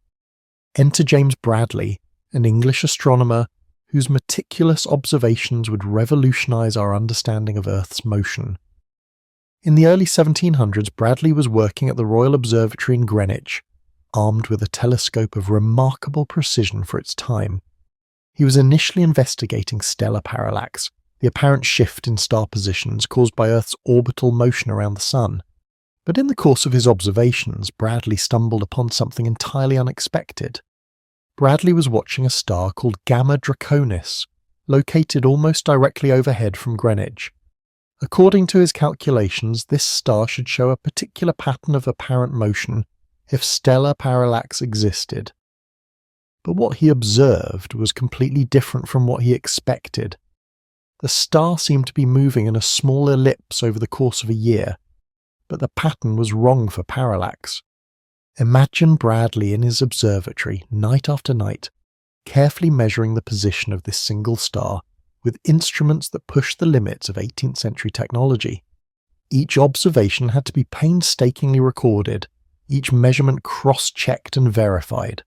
The work was tedious and demanding, requiring not just technical skill, but also incredible patience and dedication to precision. What Bradley had discovered, though he didn't realize it at first, was the aberration of starlight, an effect caused by Earth's orbital motion combined with the finite speed of light. It was like trying to walk through a rainstorm. Even if the rain is falling straight down, it appears to come at an angle when you're moving. Similarly, starlight appears to come from a slightly different direction when Earth is moving in its orbit. But Bradley's careful observations revealed something else as well. Superimposed on the annual aberration pattern was a much smaller oscillation, with a period of about 18.6 years. This was exactly what Newton had predicted: nutation caused by the gravitational influence of the Moon as it moved through its complex orbital cycles. The discovery of nutation was a triumph of both theoretical prediction and observational skill. Newton's mathematical framework had predicted its existence based purely on gravitational theory, and Bradley's precise measurements had confirmed it in practice. The agreement between theory and observation was so exact that it provided compelling evidence for Newton's entire gravitational worldview. But understanding nutation required more than just detecting its existence. Astronomers needed to understand its causes in detail. The Moon's orbit around Earth isn't a simple circle, it's an ellipse that itself rotates over time. The plane of the Moon's orbit is also tilted relative to Earth's equatorial plane, and this tilt varies in a complex cycle that takes 18.6 years to complete. Each of these orbital variations affects the gravitational torque that the Moon exerts on Earth's equatorial bulge. When the Moon is closer to Earth in its elliptical orbit, its gravitational influence is stronger. When the Moon's orbital plane is more steeply inclined relative to Earth's equator, the torque it exerts has a different character. All these variations combine to create the complex pattern of nutation that Bradley observed. Picture Earth's axis as the mast of a ship on a gently rolling sea. The main processional motion is like the slow, steady swing of the mast as the ship turns in a wide circle. Nutation is like the smaller, quicker oscillations of the mast as the ship rocks back and forth on the waves. The moon's varying gravitational influence creates these waves in the sea of space-time that surrounds our planet. The successful detection and explanation of nutation marked a new level of sophistication in astronomy. Scientists were now able to predict and observe celestial phenomena with incredible precision, confirming theoretical predictions that involved multiple interacting gravitational forces. It was a testament to both the power of Newton's gravitational theory and the skill of observers like Bradley, who could detect motions measured in fractions of an arc-second. This achievement also highlighted the interconnected nature of celestial mechanics. Earth's wobble wasn't just influenced by the moon's average gravitational pull, but by every variation in the moon's complex orbit. The precise timing of the moon's movements, its changing distance from Earth, the slow rotation of its orbital plane. All these factors contributed to the delicate dance of nutation that Bradley observed. Just when astronomers thought they had a complete understanding of Earth's wobbles, the late 19th century brought a surprise that would puzzle scientists for decades. In 1891, an American astronomer named Seth Carlo Chandler Jr. was analyzing precise measurements of star positions when he noticed something that didn't fit with existing theory. Earth seemed to have an additional wobble, one that Newton's gravitational framework couldn't explain. Chandler was working with data from multiple observatories around the world, combining thousands of precise stellar observations to track Earth's orientation with unprecedented accuracy. The work was meticulous and demanding, requiring him to account for all known sources of error and variation in the measurements. But even after correcting for precession, nutation, and all other known effects, there remained a small but persistent oscillation in Earth's rotational axis. This mysterious wobble had a period of about 14 months, longer than a year but shorter than the 18.6-year cycle of lunar nutation. More puzzling still, its amplitude seemed to vary unpredictably over time. Sometimes the wobble was barely detectable. At other times, it was strong enough to shift Earth's rotational axis by several meters at the surface. Imagine Chandler in his study, surrounded by charts and calculations, wrestling with this astronomical puzzle. Here was a phenomenon that seemed to violate everything astronomers thought they knew about Earth's rotation. If Newton's theory was correct, and if all the gravitational influences of the sun and moon had been properly accounted for, then what could be causing this additional wobble? The Chandler wobble, as it came to be known, presented a fundamental challenge to 19th century astronomy.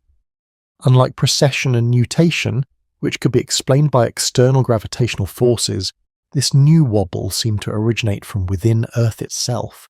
It was as if our planet had developed its own internal rhythm, independent of the celestial clockwork that governed its larger motions.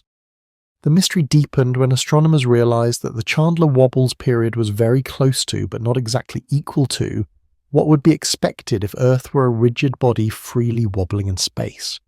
According to theory, a rigid Earth should wobble with a period of exactly 305 days. But the observed period was about 43 days, significantly longer than predicted. This discrepancy pointed to something fundamental about Earth's internal structure that astronomers hadn't fully appreciated. The planet wasn't behaving like a simple rigid body. It was responding to forces in a more complex way that suggested internal deformation or movement. But what could be causing these internal changes, and why did they vary so unpredictably over time? Various theories were proposed to explain the Chandler wobble. Some scientists suggested that it might be caused by atmospheric circulation patterns, the massive movements of air around the globe that create weather and climate. Others proposed that ocean currents might be responsible, with their enormous momentum causing subtle shifts in Earth's rotation. Still others looked to geological processes, wondering if earthquakes, volcanic eruptions, or the slow movement of tectonic plates might be involved. The challenge was that all these potential causes involved relatively small forces compared to the massive inertia of Earth as a whole.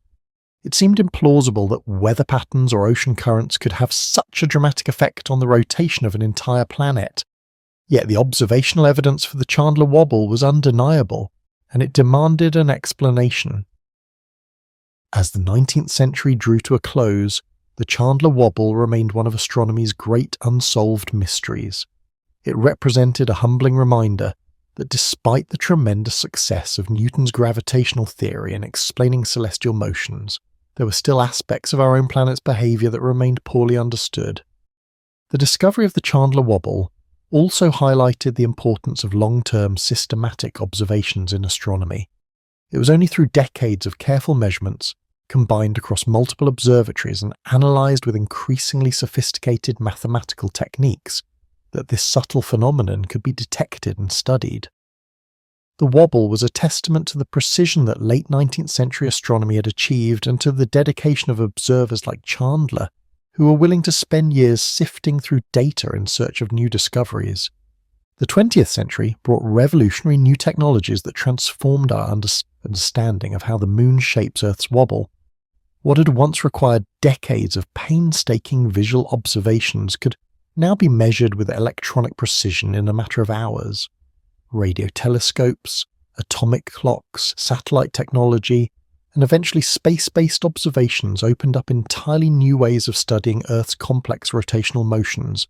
The breakthrough came with the development of very long baseline interferometry, or VLBI, in the 1960s and 70s. This technique uses radio telescopes separated by thousands of kilometers to observe distant quasars, those incredibly energetic objects at the edge of the observable universe. By precisely timing the arrival of radio signals from quasars at different telescopes, astronomers could measure Earth's orientation in space with extraordinary precision. Imagine the elegance of this approach, using some of the most distant objects in the universe as reference points to study the subtle wobbles of our own planet. Quasars are so far away that they appear essentially motionless against the cosmic background, making them perfect celestial landmarks. When Earth wobbles, the apparent positions of these quasars shift by tiny amounts that can be measured and analysed. VLBI observations revealed that Earth's rotational behaviour is far more complex than anyone had previously imagined. Not only did they confirm the existence of precession, nutation, and the Chandler Wobble, but they also discovered numerous smaller oscillations with periods ranging from days to decades. Each of these motions tells a story about the forces acting on our planet and the way Earth responds to those forces. With this new precision came a new understanding of the Moon's role in shaping Earth's wobble. Scientists could now measure how changes in the Moon's orbit, its varying distance from Earth, the slow rotation of its orbital plane, even the effects of lunar librations, translated into specific oscillations in Earth's rotational axis. The relationship between lunar motion and terrestrial wobble could be mapped in unprecedented detail. The development of atomic clocks added another dimension to these studies. These incredibly precise timepieces could detect variations in the length of Earth's day measured in microseconds. Changes so small they would have been completely undetectable just decades earlier. Scientists discovered that Earth's rotation rate isn't constant. It varies on timescales ranging from days to centuries, influenced by everything from atmospheric winds to the gradual slowing caused by tidal friction. Perhaps most remarkably, the space age brought the possibility of directly measuring Earth's shape and gravitational field from orbit. Satellites equipped with precise instruments could map the subtle variations in Earth's gravity that result from its oblate shape and internal mass distribution. These measurements provided crucial data for understanding exactly how the Moon's gravitational pull acts on Earth's equatorial bulge to cause precession and nutation.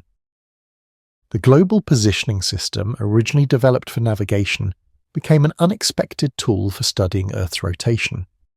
The GPS satellite constellation provides a space-based reference frame that allows scientists to track the planet's orientation with millimeter-level precision. Every wobble, every oscillation, every tiny variation in Earth's rotational motion can now be monitored continuously and in real time. Modern computer simulations have also revolutionized our understanding of Earth's wobbles. Scientists can now model the complex interactions between the solid Earth, the oceans, the atmosphere, and the gravitational influences of the Moon and Sun with unprecedented sophistication.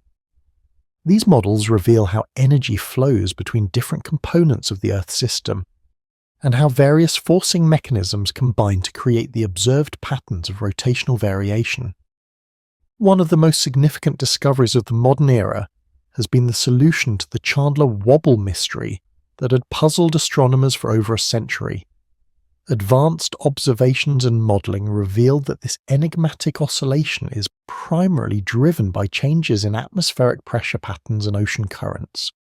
The seemingly chaotic behaviour of weather and ocean circulation creates subtle shifts in Earth's mass distribution, which in turn cause the planet's rotational axis to wander in an irregular pattern. This discovery highlighted a profound truth about our planet. Earth is not a rigid, unchanging body, but a dynamic system where the solid surface, the oceans, the atmosphere, and even the motion of the Moon and Sun are all intimately connected. The wobbles we observe in Earth's rotation are like a complex symphony, with each component of the Earth's system contributing its own notes to the overall composition. Modern observations have also revealed how human activities are beginning to influence Earth's rotation. The redistribution of water through massive dam projects, the melting of polar ice due to climate change, even the extraction of groundwater from underground aquifers, all these activities slightly alter Earth's mass distribution and affect its rotational motion. In a sense, humanity has become a geological force capable of influencing the same processes that have shaped Earth's wobbles for millions of years. The precision of modern measurements has also allowed scientists to test Einstein's theory of general relativity using Earth's rotation. The Moon's gravitational influence on Earth, as predicted by Einstein's equations, differs slightly from Newton's classical predictions. These tiny differences, measured in microseconds per year, have been detected and confirmed by the modern rotational studies, providing yet another verification of Einstein's revolutionary theory. Looking forward, new technologies continue to push the boundaries of what's possible in studying Earth's rotation. Laser interferometry, quantum sensors, and advanced space missions promise even greater precision in the coming decades. These tools will allow scientists to probe deeper into the connections between Earth's rotation and the complex systems that govern our planet's behaviour. The story of how we've come to understand Earth's wobbles is really a story about the evolution of scientific understanding itself. From ancient astronomers patiently watching the stars shift over centuries, to Newton's revolutionary insights about gravitational forces, to modern scientists using the most distant objects in the universe to study our own planet's subtle motions. Each generation has built upon the discoveries of those who came before, gradually unveiling the elegant mechanisms that govern how the Moon shapes Earth's wobble. Today we understand that Earth's rotational behaviour is the result of a delicate balance between competing forces and influences. The Moon's gravitational pull provides the primary driving force for precession and nutation, but Earth's response to that force is modulated by its internal structure, its fluid envelope of oceans and atmosphere, and even the activities of human civilization.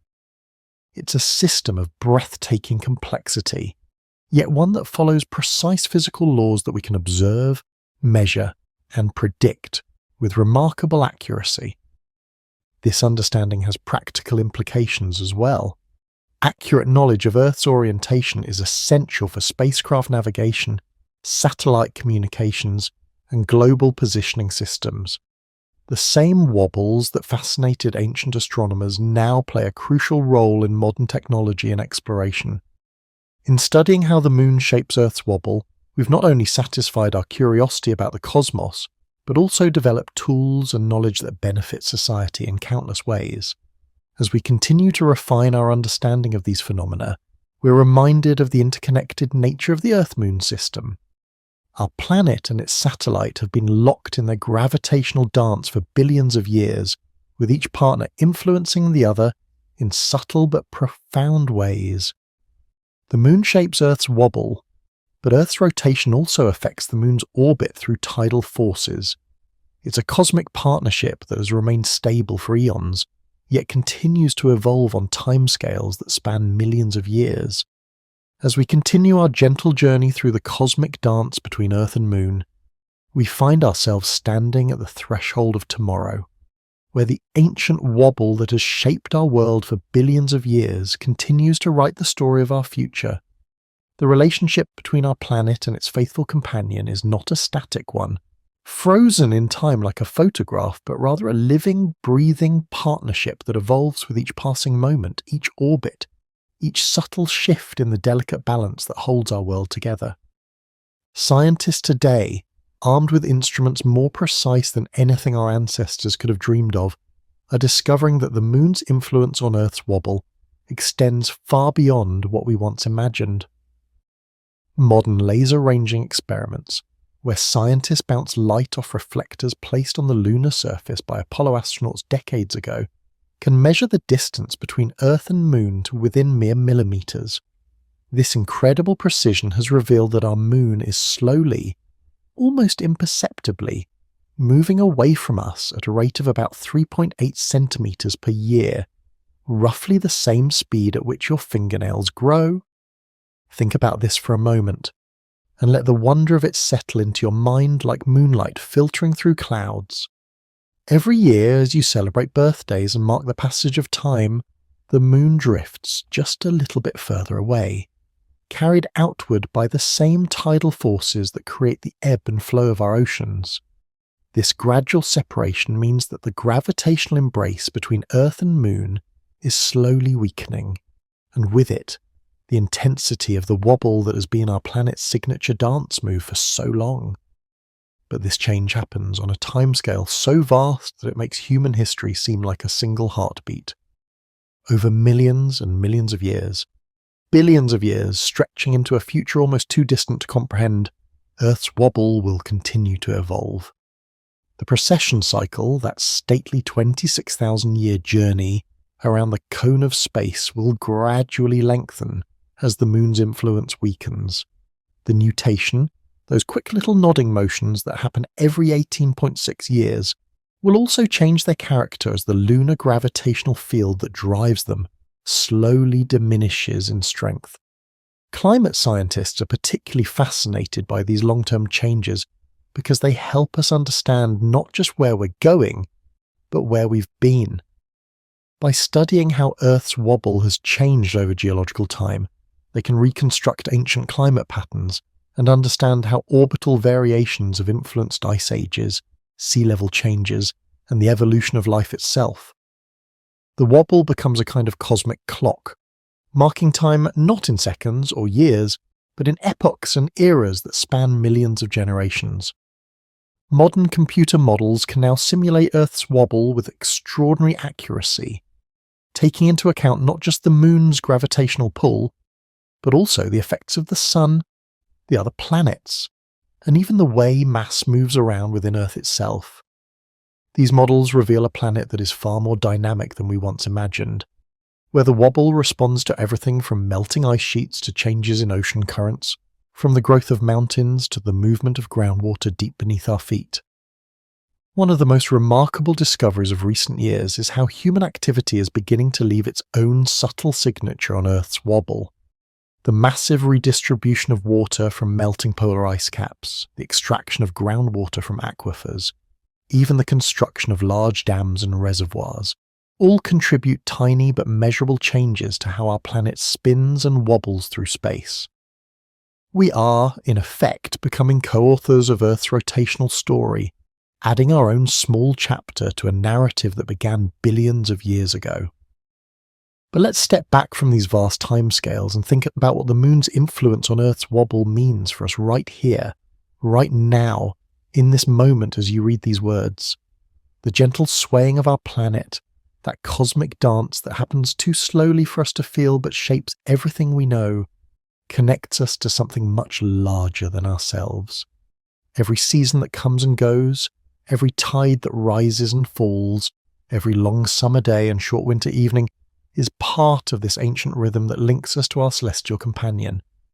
Future space missions are being planned that will study the Earth-Moon system with even greater precision. Satellites equipped with incredibly sensitive instruments will monitor every tiny variation in Earth's rotation, mapping the wobble with a detail that would have seemed like magic to earlier generations of astronomers. These measurements will help us better understand not just our own planet, but other worlds throughout the universe where similar gravitational dances might be taking place. Imagine, if you will, an exoplanet orbiting a distant star, perhaps with its own large moon creating its own unique wobble. Astronomers are already developing techniques to detect these subtle rotational variations in far-off worlds, using the wobble as a way to identify planets that might have the kind of stable, long-term climate conditions that could support life. In this way, Earth's wobble becomes not just a feature of our own world, but a template for understanding the cosmic conditions that might give rise to life throughout the galaxy. The study of how the moon shapes Earth's wobble is also revealing new insights into the formation of our solar system itself. By understanding exactly how gravitational forces between celestial bodies create rotational patterns, scientists can work backward in time using computer simulations to explore how the planets and moons came to be arranged the way they are. The wobble becomes a fossil record written in motion, preserving information about events that happened billions of years ago when our solar system was young and chaotic. These investigations have led to fascinating theories about other ways that large moons might influence their parent planets. Some scientists speculate that without our moon's gravitational influence creating Earth's wobble, our planet's climate might be far less stable, swinging between extreme conditions that would make life as we know it impossible. The wobble, in this view, becomes not just an interesting astronomical phenomenon, but one of the key factors that made Earth a suitable home for life. As we look toward the future, the relationship between Earth and Moon will continue to evolve in ways both subtle and profound. The Moon will continue its slow outward journey, carried by tidal forces that are as inexorable as they are gentle.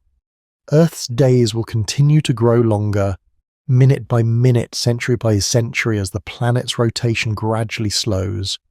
The wobble will continue to change, its patterns shifting like a slow symphony played out across geological time. But for countless generations to come, for millions and millions of human lifetimes, stretching into a future we can barely imagine, the Moon will continue to be our faithful companion, continuing to shape our planet's wobble, continuing to influence our tides and seasons, continuing to light up our night sky with its gentle, reflected glow. The cosmic dance that began when our Moon first formed will continue, a partnership between worlds that speaks to something beautiful and enduring in the universe. As our exploration of how the Moon shapes Earth's wobble draws toward a close, let's take a moment to reflect on the deeper lessons hidden within this cosmic relationship.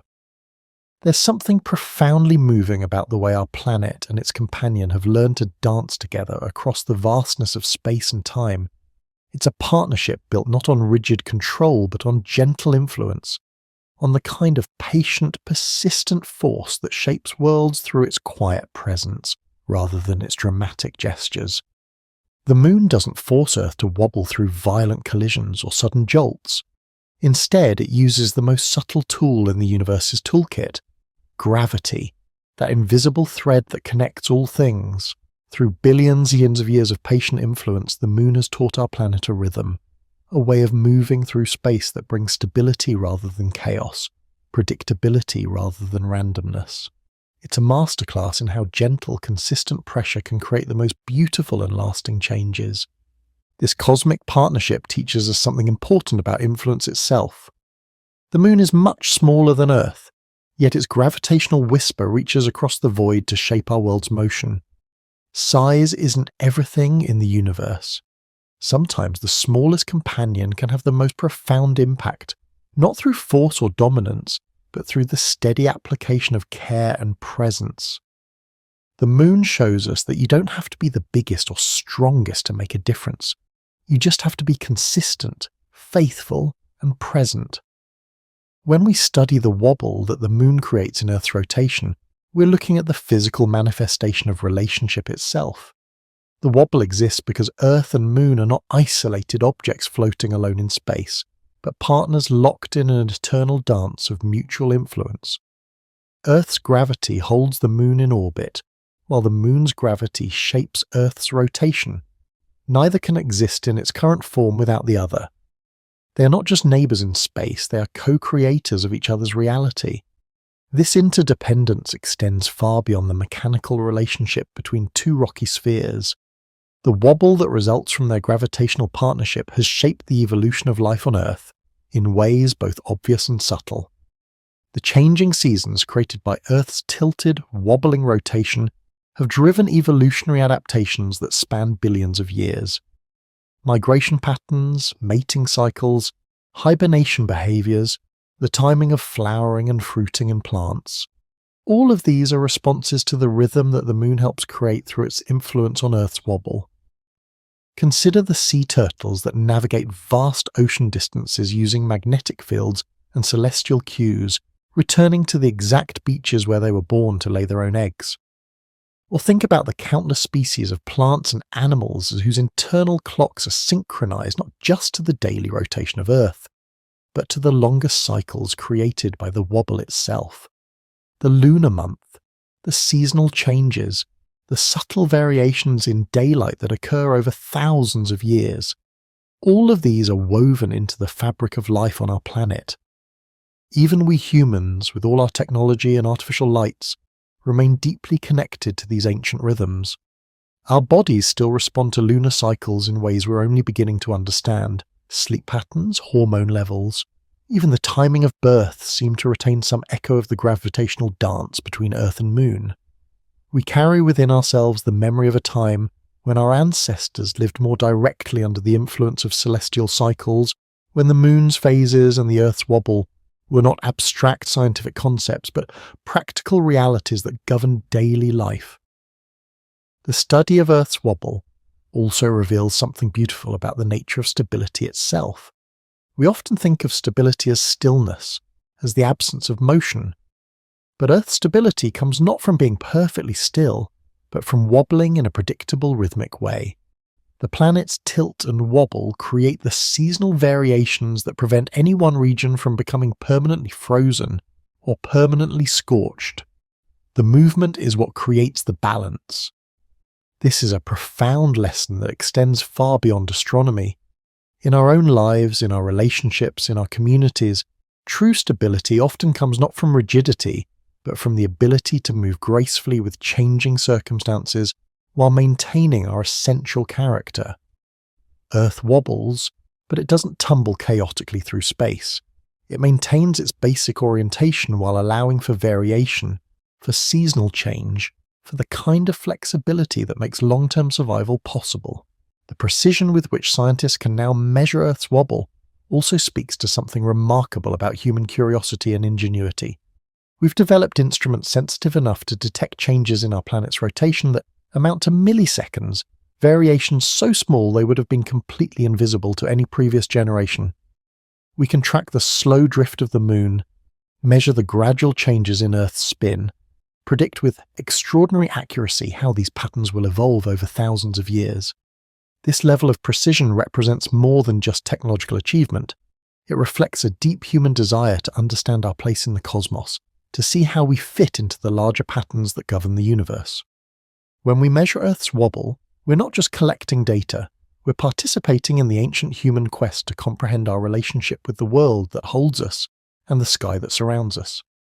The story of how the Moon shapes Earth's wobble is also a story about time itself, about the different scales on which change happens in the universe. Human lives unfold over decades, civilizations rise and fall over centuries, but the wobble of Earth operates on timescales that span millions and billions of years. Learning to think on these vast scales stretches our imagination and helps us see our own lives in a broader context. Yet even as we contemplate these enormous spans of time, we can find comfort in the constancy of the Moon's influence. For as long as humans have looked up at the night sky, the Moon has been there, creating the same gentle wobble in Earth's rotation, maintaining the same patient gravitational embrace that stabilizes our world. Your ancestors, no matter how far back you trace your lineage, lived under the influence of this same cosmic partnership. Your descendants, for countless generations into the future, will continue to benefit from the stability that the moon's influence brings to Earth's rotation. There's something deeply reassuring about this continuity, about knowing that some things in the universe operate on scales so vast that they provide a foundation of constancy beneath all the smaller changes and variations of daily life. The moon will continue to shape Earth's wobble long after current nations have transformed, long after current technologies have been replaced, long after current challenges have been resolved and new ones have emerged. The cosmic dance continues, providing a steady rhythm that underlies all of human history. This constancy doesn't mean that change isn't happening. As we've seen, the moon is slowly moving away from Earth, the wobble is gradually evolving, and the gravitational relationship between the two worlds continues to develop over deep time. But these changes happen so slowly, so gently, that they provide stability rather than disruption. They remind us that even change itself can be a source of reliability when it operates according to predictable physical laws. The moon's influence on Earth's wobble also provides a beautiful example of how local and global phenomena are connected. The same gravitational force that creates the wobble also drives our ocean tides, influences weather patterns, and affects the distribution of mass within Earth itself. Nothing exists in isolation. Everything is connected to everything else through invisible threads of influence that span scales from the subatomic to the astronomical. This interconnectedness is one of the most important lessons we can learn from studying celestial mechanics. When we understand how the moon shapes Earth's wobble, we're not just learning about two objects in space. We're learning about the fundamental ways that all things in the universe influence each other. We're seeing a specific example of the general principle that relationship and interaction are built into the very fabric of reality. As we near the end of our peaceful journey through the cosmic relationship between Earth and Moon, it's time to bring this ancient dance down to the level of our everyday lives. How does it feel to know that right now, as you read these words, you are participating in a wobble that has been going on for billions of years? How does it change your perspective to realize that the ground beneath your feet is not perfectly still, but is instead moving through space in a slow, graceful pattern influenced by our lunar companion? Every breath you take happens while Earth spins on its tilted axis, creating the day and night cycle that has regulated life on our planet for so long that it seems like the most natural thing in the world. But that tilt, maintained and modified by the moon's gravitational influence, is what creates the seasons that mark the rhythm of our years. Spring's gentle awakening, summer's abundant warmth, autumn's colourful farewell, winter's quiet rest, all of these familiar patterns exist because Earth wobbles as it orbits the sun, and that wobble is shaped by the moon's faithful presence. When you watch the sunrise in the morning or admire the sunset in the evening, you're witnessing the result of the Earth's rotation, a rotation that carries the signature of lunar influence in its every turn, the exact timing of dawn and dusk, the way the sun's path across the sky changes throughout the year, the subtle variations in how long daylight lasts. All of these are influenced by the wobble that the moon helps to create and maintain. The moon's shaping of Earth's wobble also influences weather patterns in ways both direct and indirect. The stability that the wobble provides helps create predictable seasonal patterns that allow ecosystems to develop and thrive over long periods of time.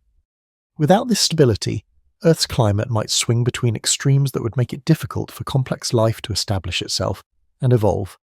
The gentle wobble becomes a kind of cosmic thermostat, helping to moderate Earth's climate over geological time. Think about the trees outside your window if you can see them. Their annual cycle of growth, flowering, fruiting, and dormancy is synchronized to the seasonal patterns created by Earth's tilted, wobbling rotation. The sap that rises in spring, the leaves that change colour in autumn, the way branches reach toward the light throughout the year, all of these are responses to the astronomical cycles that the moon helps to maintain through its gravitational influence. Birds migrating overhead follow routes and timing that have been refined over millions of years to match the seasonal patterns created by Earth's wobble. The Arctic Tern's incredible journey, from Arctic to Antarctic and back again, the precise timing of hummingbird migrations, the way waterfowl know when to begin their long flights to distant breeding grounds, all of these behaviours are calibrated to celestial rhythms that include the influence of our lunar companion. The ocean waves that crash on distant shores carry within their rhythm the influence of both Earth's rotation and the moon's gravitational pull. The tides that the moon creates through its gravitational influence are part of the same system of forces that shapes Earth's wobble. When you watch waves rolling onto a beach, you're seeing the visible expression of invisible forces that connect the smallest movements of water to the largest movements of worlds. Even the way light behaves on Earth carries subtle signatures of our planet's wobble. The changing angle of sunlight throughout the seasons, the way shadows move and change length over the course of a year, the subtle variations in how the atmosphere filters and scatters solar radiation, all of these are influenced by Earth's tilted, wobbling orientation as it orbits the Sun. Consider how the moon's influence on Earth's wobble has shaped human culture throughout history. Ancient civilizations built their calendars around lunar cycles and seasonal patterns, recognizing intuitively the connection between celestial movements and earthly rhythms. Stonehenge, the pyramids of Egypt, the astronomical observatories of ancient Maya and Chinese cultures, all of these represent human attempts to understand and align with the cosmic patterns that include the moon's influence on Earth's motion. The festivals and celebrations that mark our year, from harvest celebrations to solstice observances, are human responses to the astronomical cycles created by Earth's wobbling rotation. When we celebrate the return of longer days after winter solstice, we're participating in a ritual that acknowledges our connection to cosmic rhythms that stretch back to the formation of the Earth-Moon system itself. Modern agriculture still depends on understanding seasonal patterns, even with all our technology and artificial environments. Farmers planning their crops, gardeners timing their plantings, foresters managing their woodlands, all work within the framework of seasons that exist because of Earth's tilted, wobbling orbit. The moon's influence on our planet's rotation becomes a practical factor in feeding the world and managing natural resources.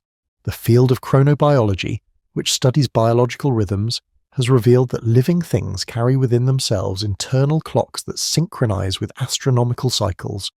Your own circadian rhythms, the daily cycles of sleeping and waking that regulate your body's functions, are influenced by the rotation of Earth that carries the signature of lunar gravitational effects. Even at the cellular level, life on Earth shows evidence of being adapted to the cosmic rhythms that include the moon's influence on our planet's wobble. Artists and poets throughout history have found inspiration in the relationship between Earth, moon, and the changing patterns of day, night, and seasons. The way moonlight filters through clouds, the way Earth's shadow creates lunar eclipses, the way seasonal changes create endless variations in natural beauty, all of these aesthetic experiences are connected to the gravitational dance between worlds that creates our planet's characteristic wobble. Musicians have long been aware of natural rhythms and cycles, incorporating them into compositions that seem to resonate with something deep in human nature. The way music can make us feel connected to patterns larger than ourselves might reflect our evolutionary heritage as beings who developed under the influence of cosmic rhythms that include the moon's shaping of Earth's rotation. When you step outside on a clear night and look up at the moon, you're seeing the partner in an ancient dance that shapes the very ground you stand on. That pale, cratered sphere hanging in the darkness is not just a beautiful object to admire. It's an active participant in the cosmic forces that create Earth's wobble, that maintain the stability of our planet's rotation, that help create the conditions that make life possible. The light that streams down from the moon, reflected sunlight that has travelled across the space between worlds, carries with it the signature of a gravitational relationship that influences every aspect of existence on Earth. That gentle light has illuminated human faces for as long as our species has existed, providing navigation for travellers, inspiration for lovers, and wonder for anyone who takes time to contemplate the night sky. In a very real sense, we are all children of the cosmic dance between Earth and Moon. The stability of our planet's rotation, maintained by lunar gravitational influence, has provided the kind of long-term environmental consistency that complex life requires to evolve and flourish. Without the moon's shaping influence on Earth's wobble, our world might be a very different place, perhaps too unstable to support the kind of rich biosphere that we are part of. This means that our existence is not separate from the cosmic forces that govern planetary motion, but is instead deeply embedded within them. We are not observers of the universe looking in from the outside. We are participants in cosmic processes that connect the smallest scales of molecular biology to the largest scales of celestial mechanics. The moon's influence on Earth's wobble becomes part of our own story, part of the web of relationships that makes our lives possible. Understanding this connection can bring a sense of belonging to something larger and more enduring than our individual concerns. When daily life feels overwhelming or uncertain, there's comfort in knowing that we're part of patterns that have been unfolding for billions of years and will continue for billions more. The moon's patient influence on Earth's rotation provides a kind of cosmic constancy that underlies all the temporary ups and downs of human experience. At the same time, this knowledge brings with it a sense of responsibility. If we're part of these larger patterns, then our actions matter not just for ourselves, but for the whole system of relationships that sustains life on Earth. The way we treat our planet, the way we interact with natural cycles, the way we plan for the future, all of these take on deeper significance when we understand our place within cosmic processes that operate on such vast scales. As we come to the close of our gentle exploration of how the moon shapes Earth's wobble, let's take one final moment to absorb the wonder of what we've discovered together. We've travelled through space and time from the violent birth of our moon billions of years ago to the precise measurements being made by scientists today. We've seen how gravitational forces too subtle to feel create effects so large they shape the motion of worlds. We've discovered how the smallest influences, applied with patience and consistency, can create the most beautiful and lasting changes.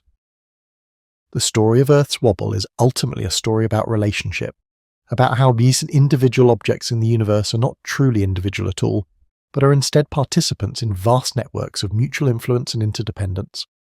Earth and Moon are partners in a dance that began when our solar system was young and will continue until the Sun itself grows old and changes. It's a partnership built on fundamental forces that operate at every scale, from the quantum mechanical to the astronomical. This cosmic relationship teaches us something profound about the nature of stability itself. Earth's rotation is stable not because it's perfectly regular, but because its irregularities follow predictable patterns. The wobble that the moon creates in our planet's spin is not a flaw or imperfection, but rather a feature that helps create the kind of long-term environmental stability that life requires. Sometimes what looks like instability from a limited perspective reveals itself to be a deeper kind of order when viewed from a broader viewpoint. The precision with which modern science can measure and predict Earth's wobble also speaks to something remarkable about human curiosity and capability.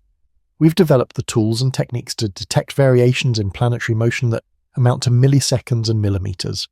We can predict how these patterns will evolve over thousands of years, and we're beginning to understand how they've changed over geological time. This represents one of the great achievements of human intellectual development, the ability to see patterns that span scales far beyond direct experience. But perhaps the most important thing we've learned is how connected we are to these cosmic patterns. We're not separate observers of the universe, we're participants in it.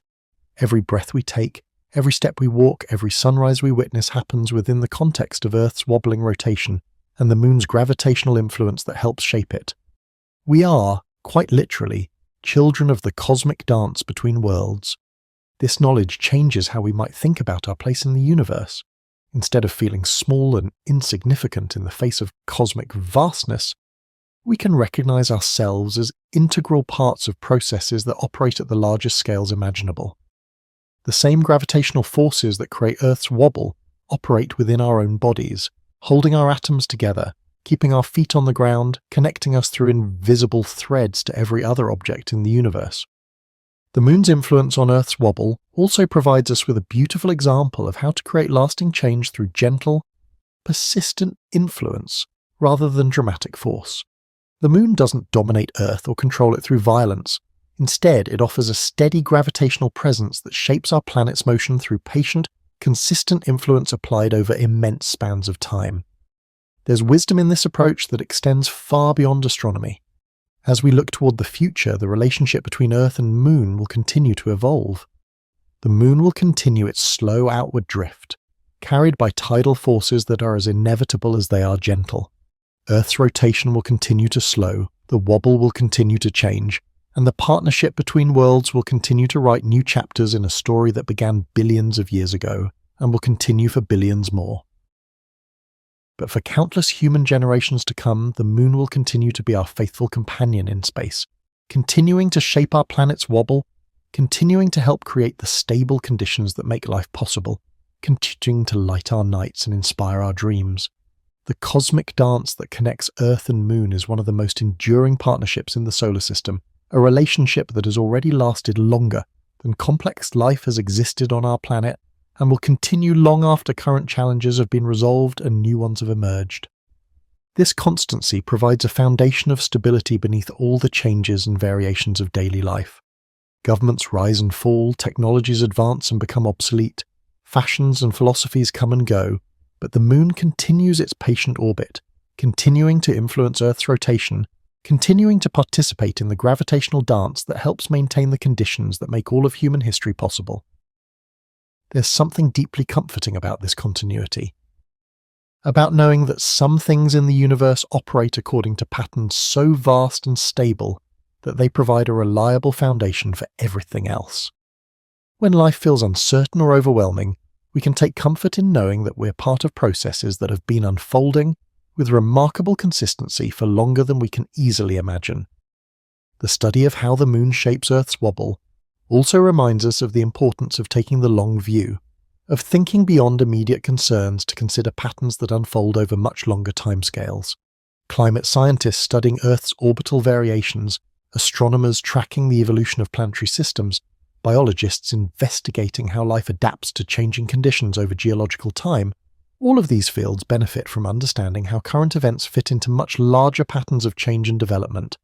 This long-term perspective can help us make better decisions about how to live sustainably on our planet, how to plan for the future, how to solve problems that require thinking beyond immediate concerns.